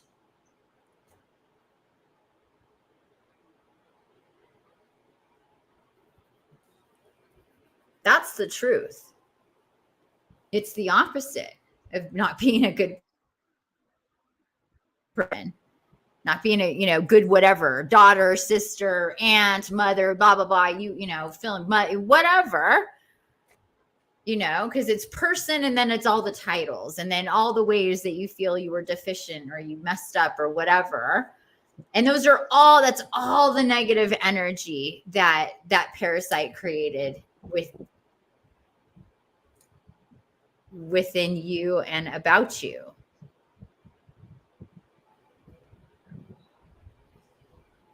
So to fault yourself for that is just not fair. And on top of that, you were able to fight that little fucker, and she couldn't get it completely off, like out of her. I mean, I'm not saying that, whatever. She got it out of her, and still, but it was still attached to her. So while she was able to get over her addiction and not be addicted anymore, it still had a lot of influence on her in other ways. Depression and all this, all this stuff, because it's like, okay, then we'll just ramp it up and make you feel like shit in another way. Whatever, it's negative energy. And as long as we got you in the pit, you can't move forward. You can't do those high vibe, amazing things in your timeline that you're meant to do. Period. Doesn't matter exactly how they stop us, as long as they stop us. And if we are allowing, if we're playing into their manipulation, then that's a clear indication that there's that healing that needs to be done. When we have like these feelings, like, oh, we're still in it, we're still in the pit. If we're, thinking, if we're feeling and thinking all these things, those are the programs from before, from what it, and that's understandable, because you're literally brainwashed, you're possessed, and you're brainwashed for months and years and decades sometimes. Like, that doesn't just go away like that. Just because like we remove the parasite doesn't mean that the programs and the influences of the parasite just go away. This is why we're always guided, you have to keep this up and ramp this up and connect more and more and do more and more, because there's layers to this that need to be dealt with. And so that is definitely also a component here. I mean, it just is. I mean, this influences that influences this, and it's just, it's a lot. That's why, to really transform ourselves, we have to go at it in so many different ways. And it takes some time. But in the scheme of things, the way I've seen it for my clients is, if they're really committed and diligent and serious about this business, serious about living their highest possible timelines, being as high vibrational as possible, really taking this woo-woo business, seriously, I see always consistently people having a complete change in their reality a year to 24 months. And in the scheme of things, that's not a lot. And you have to just tell yourself it's going to take some time, but it's definitely happening because I'm doing it. How can it not? Right? How can it not? And there's no way it cannot. There just isn't. Right? So that's where I want your head to be, is forward thinking and knowing that and excited. I want you to be excited, because you, like I said before, you've been such a fighter. You've come so far. I know there's components of your life that you literally hate, but it's really important for you to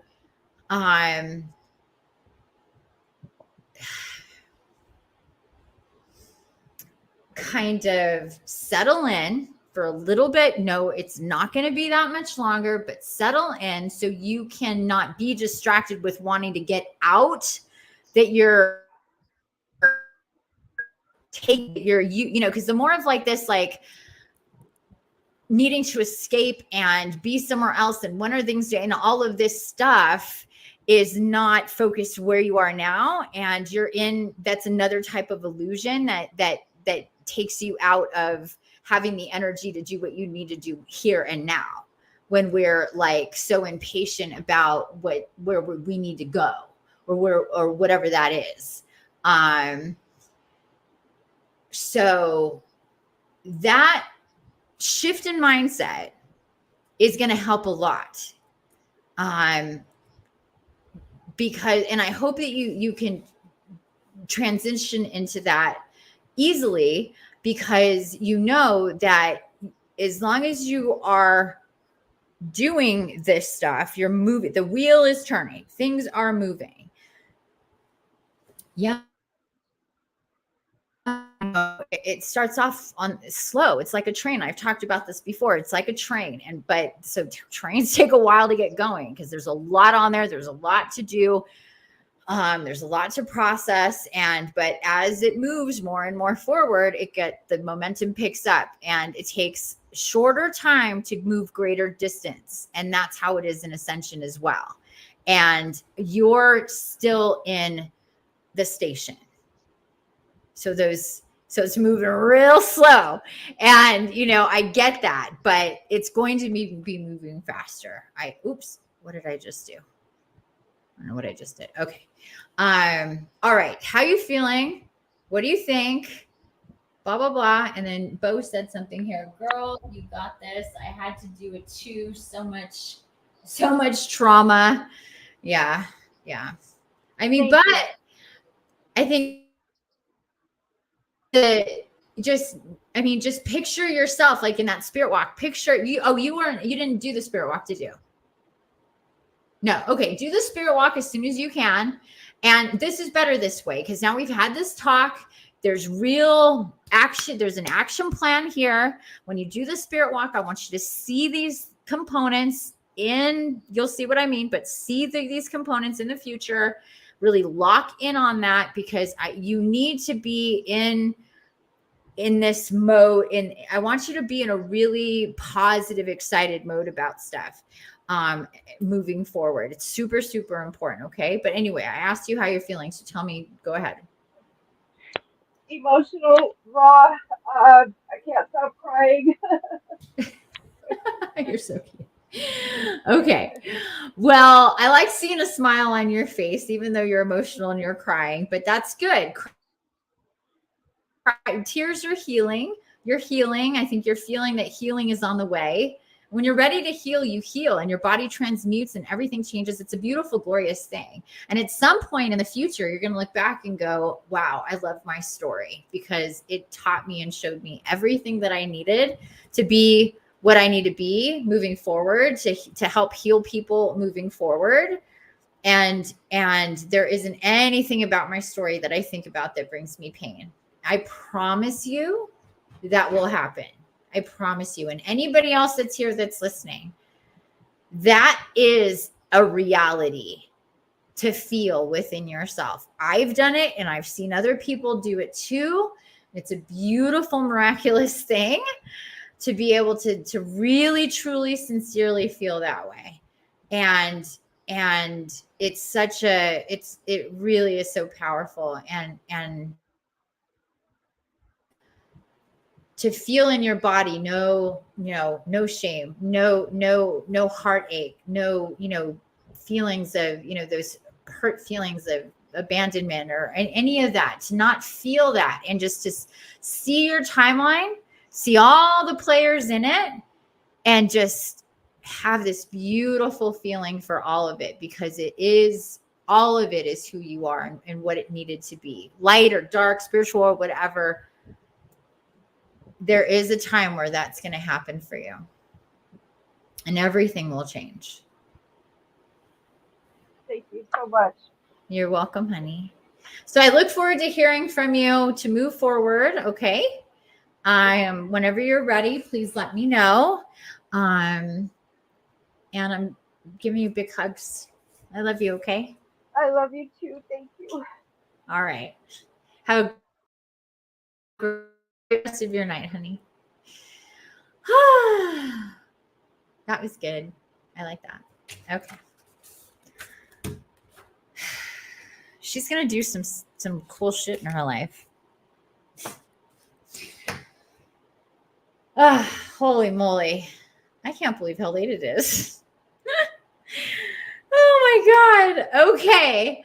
We have one more left. My Miss Barb, if you're still here, Barbara, I think you're still here. I love what you said here. Girl, you got this. I had to do it too. So much trauma. Yeah, but once you do, it's just so light, right? It's just so good. So good. She's here. Yay. Okay. Did you want to get on stage or no?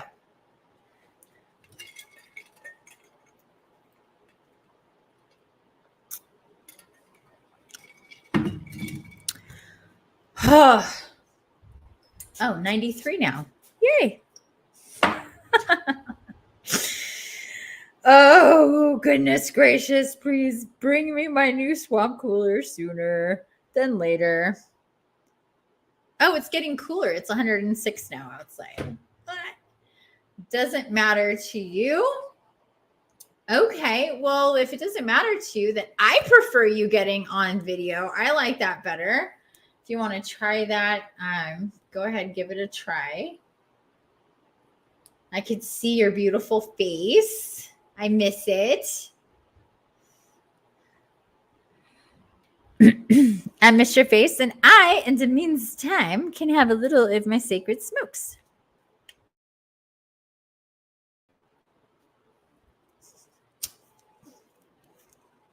Thanks again for everybody being here. Everybody's tuned in and watching. I appreciate you. Thanks for spending your Sunday with me. Happy 7th and Stargate. If you have not done the Spirit Walk, please do that when we're done. It was a pretty awesome Spirit Walk. They usually are. They're usually pretty cool. How do I try? Do I need a link? Yeah, I emailed you the link, but I could give you the link here. Let me just give it to you here. I think I emailed that. Do you ever sometimes like write an email and could swear like I sent that email and then you come back and you actually didn't send it, you just wrote it and it's sitting there and you're like, seriously? I thought I sent this a long time ago. I've done that several times. Yeah, follow that link. It'll ask you to sign into either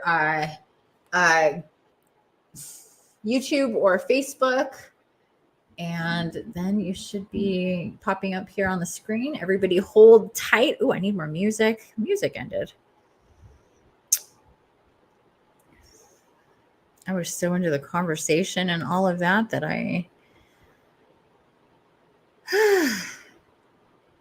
don't remember that at all.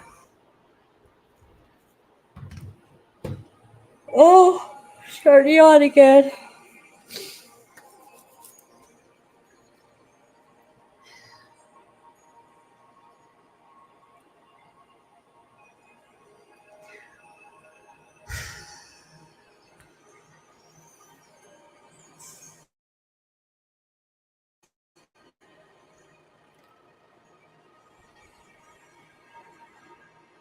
So I do a yawning thing a lot of the time, in case you missed this. I know I say it a lot, so I'm sorry if I repeat it, but I feel like if there's new people, I should explain the yawns. Happens when I'm connecting new energies coming in, connecting to different people, when I do healings, oracle, spirit walks, and pendulum and things like that.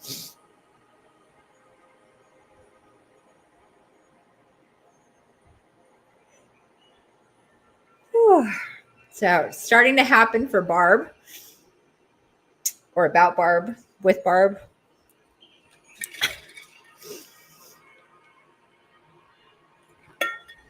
Oh my goodness. Oh, it's doing that. It says I'm backstage. Okay. But I'm not seeing you here. Damn it. See, this is what it was doing yesterday. Yeah, I don't see you here.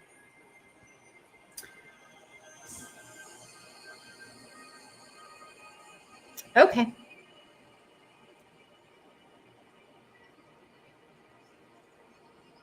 And you don't see anything there that says, oh, there she is.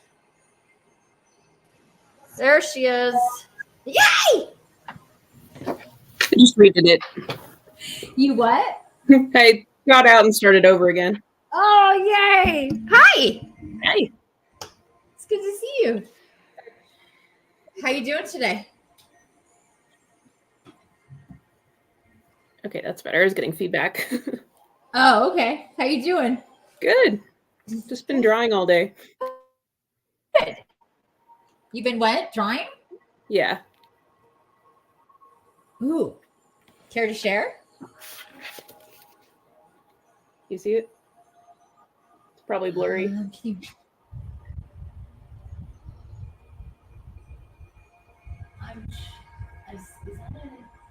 you bring it closer? Oh, I see the swirl. Ooh, I see the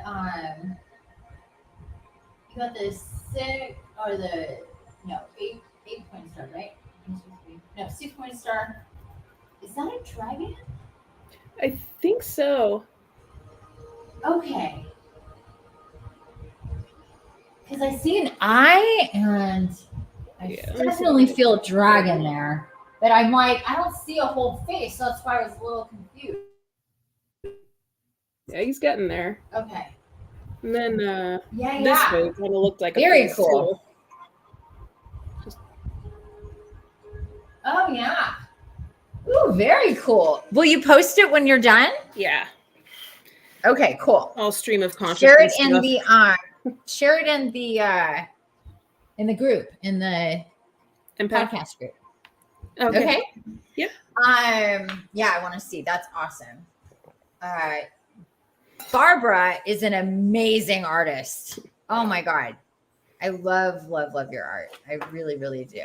I miss it. Thank you. No, seriously. I love it. I know you haven't shared as much recently, but I mean, I've seen you shared with me a few pieces and stuff. I love seeing your art. I really, really do. I love seeing you and your art.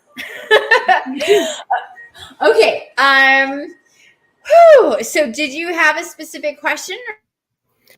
No, just Let's see what comes. what comes, yeah. Okay. You're kind of skipping a little bit. I don't know if it's me or not, but I do have some windows open. Let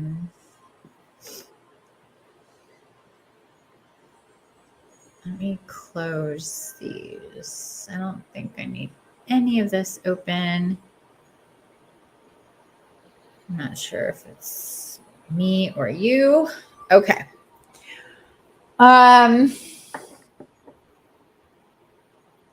So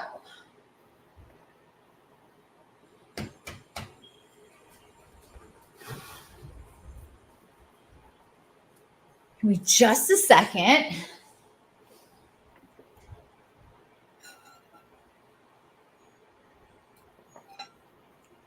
Excuse me. Okay.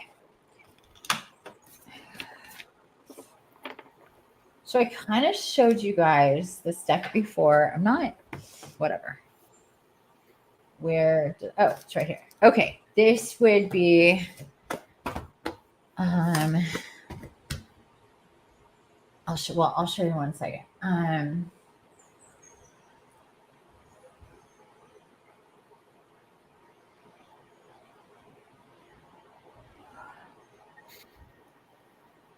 Well, we can just save some time because I know this is what it's going to be. It won't stop. So this is the deck that I need to do for you. Sorry, you don't get a choice. I'm like, what other decks? They're like, no other deck. All right, then. It is the Alchemy deck. This one that I showed you earlier. Alchemy. This is by Kim Kranz. She does the Wild Unknown Tarot, the archetypes deck. I love the Wild Unknown deck. Yeah, me too. It was my very first deck. My very first deck was the Wild Unknown Tarot deck. Me too. You too? Really? Yeah. Oh wow. Oh, it made me cry so much because I would get these. I wasn't really guided to like regular spreads. It would just be like pull cards and I would just be like, and then it was just so like, not all the time, but some of the time it would be really difficult for me to decipher exactly what it meant. And finally, like after working with it for, I mean, I loved it, but at the same time, it's not so straightforward. And I never worked with the deck before. I was very new to that. And then my guides all came in and said, you need to take a break. I mean, I was literally crying. And as I was so frustrated because I knew I wasn't getting it. And I was like, just, anyway, long story short, I was guided to the Gaia channel or network and found myself seeing this. It was like a show or program, or it was like I'm not even sure exactly how it was categorized, but it was about the Angel Tarot by Doreen Virtue and Radley Valentine. Are you familiar with that deck? Not really. Okay. Well, at that point, I was like, what? There's an Angel Tarot? And I just immediately was like, it was like, you got to get this. You need to get this. That was my second deck, and that changed everything because it was much more straightforward, and it actually has a little blurb on the bottom. It's a very magical, very, very magical deck. Very, very, very, very super, super duper magical deck. But they had this like companion book that expanded on the little book that it came with, and it was just, it just was the next, thing that I needed. Plus it helped like with all this angel connection too, as I was already connecting with angels and archangels, but I was like, what? There's a tarot deck. So I was like immediately, so it was really, really cool. But, and then it just helped me fall in love more and understand the Wild Unknown deck, and work with that because it's still one, like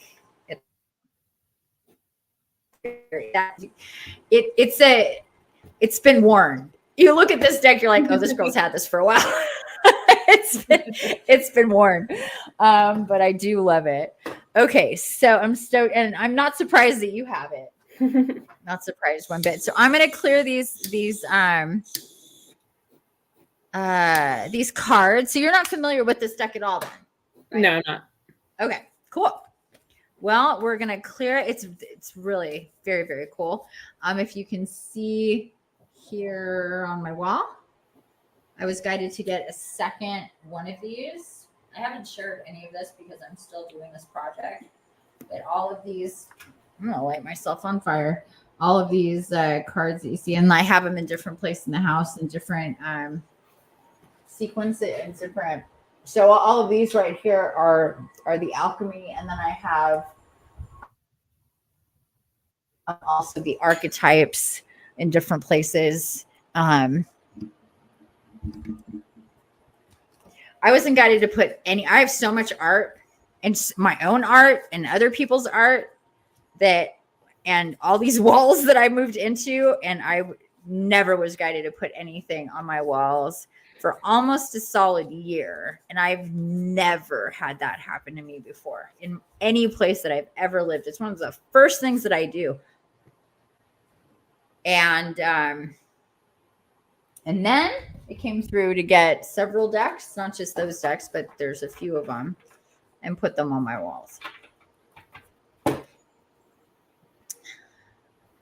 Yeah, can't make this shit up. It's weird. It's weird and it's cool all at the same time, and it's definitely really cool to have them all be like just guided to like look at one and meditate on it and look it up, and it's just a totally different experience.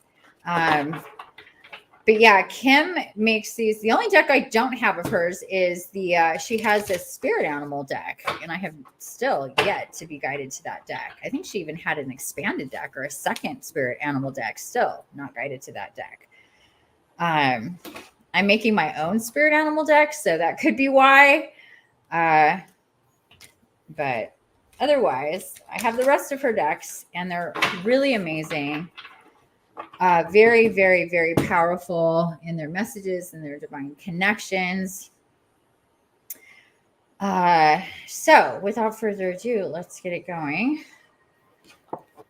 We're gonna do the same thing here. Same method I've been doing for everybody.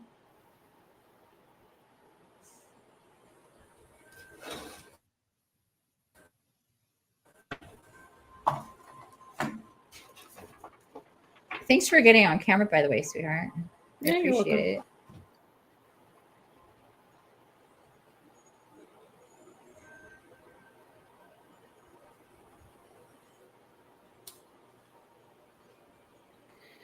Whew.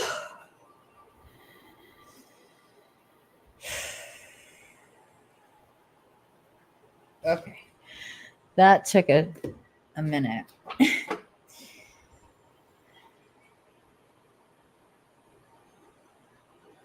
Ah.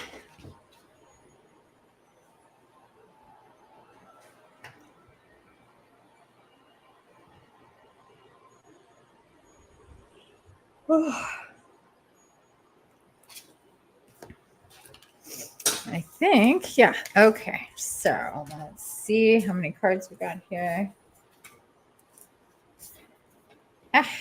3, 4, 5, 8 cards.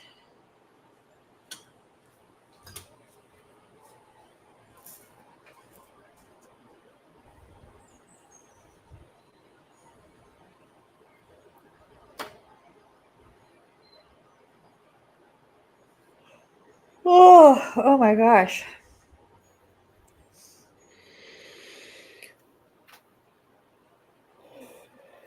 Card number 4.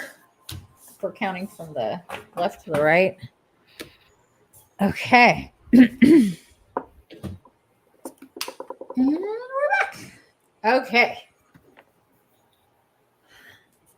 I'm going to move this thing just a little. And unstick my moo-moo from my body. Oh my God. I didn't realize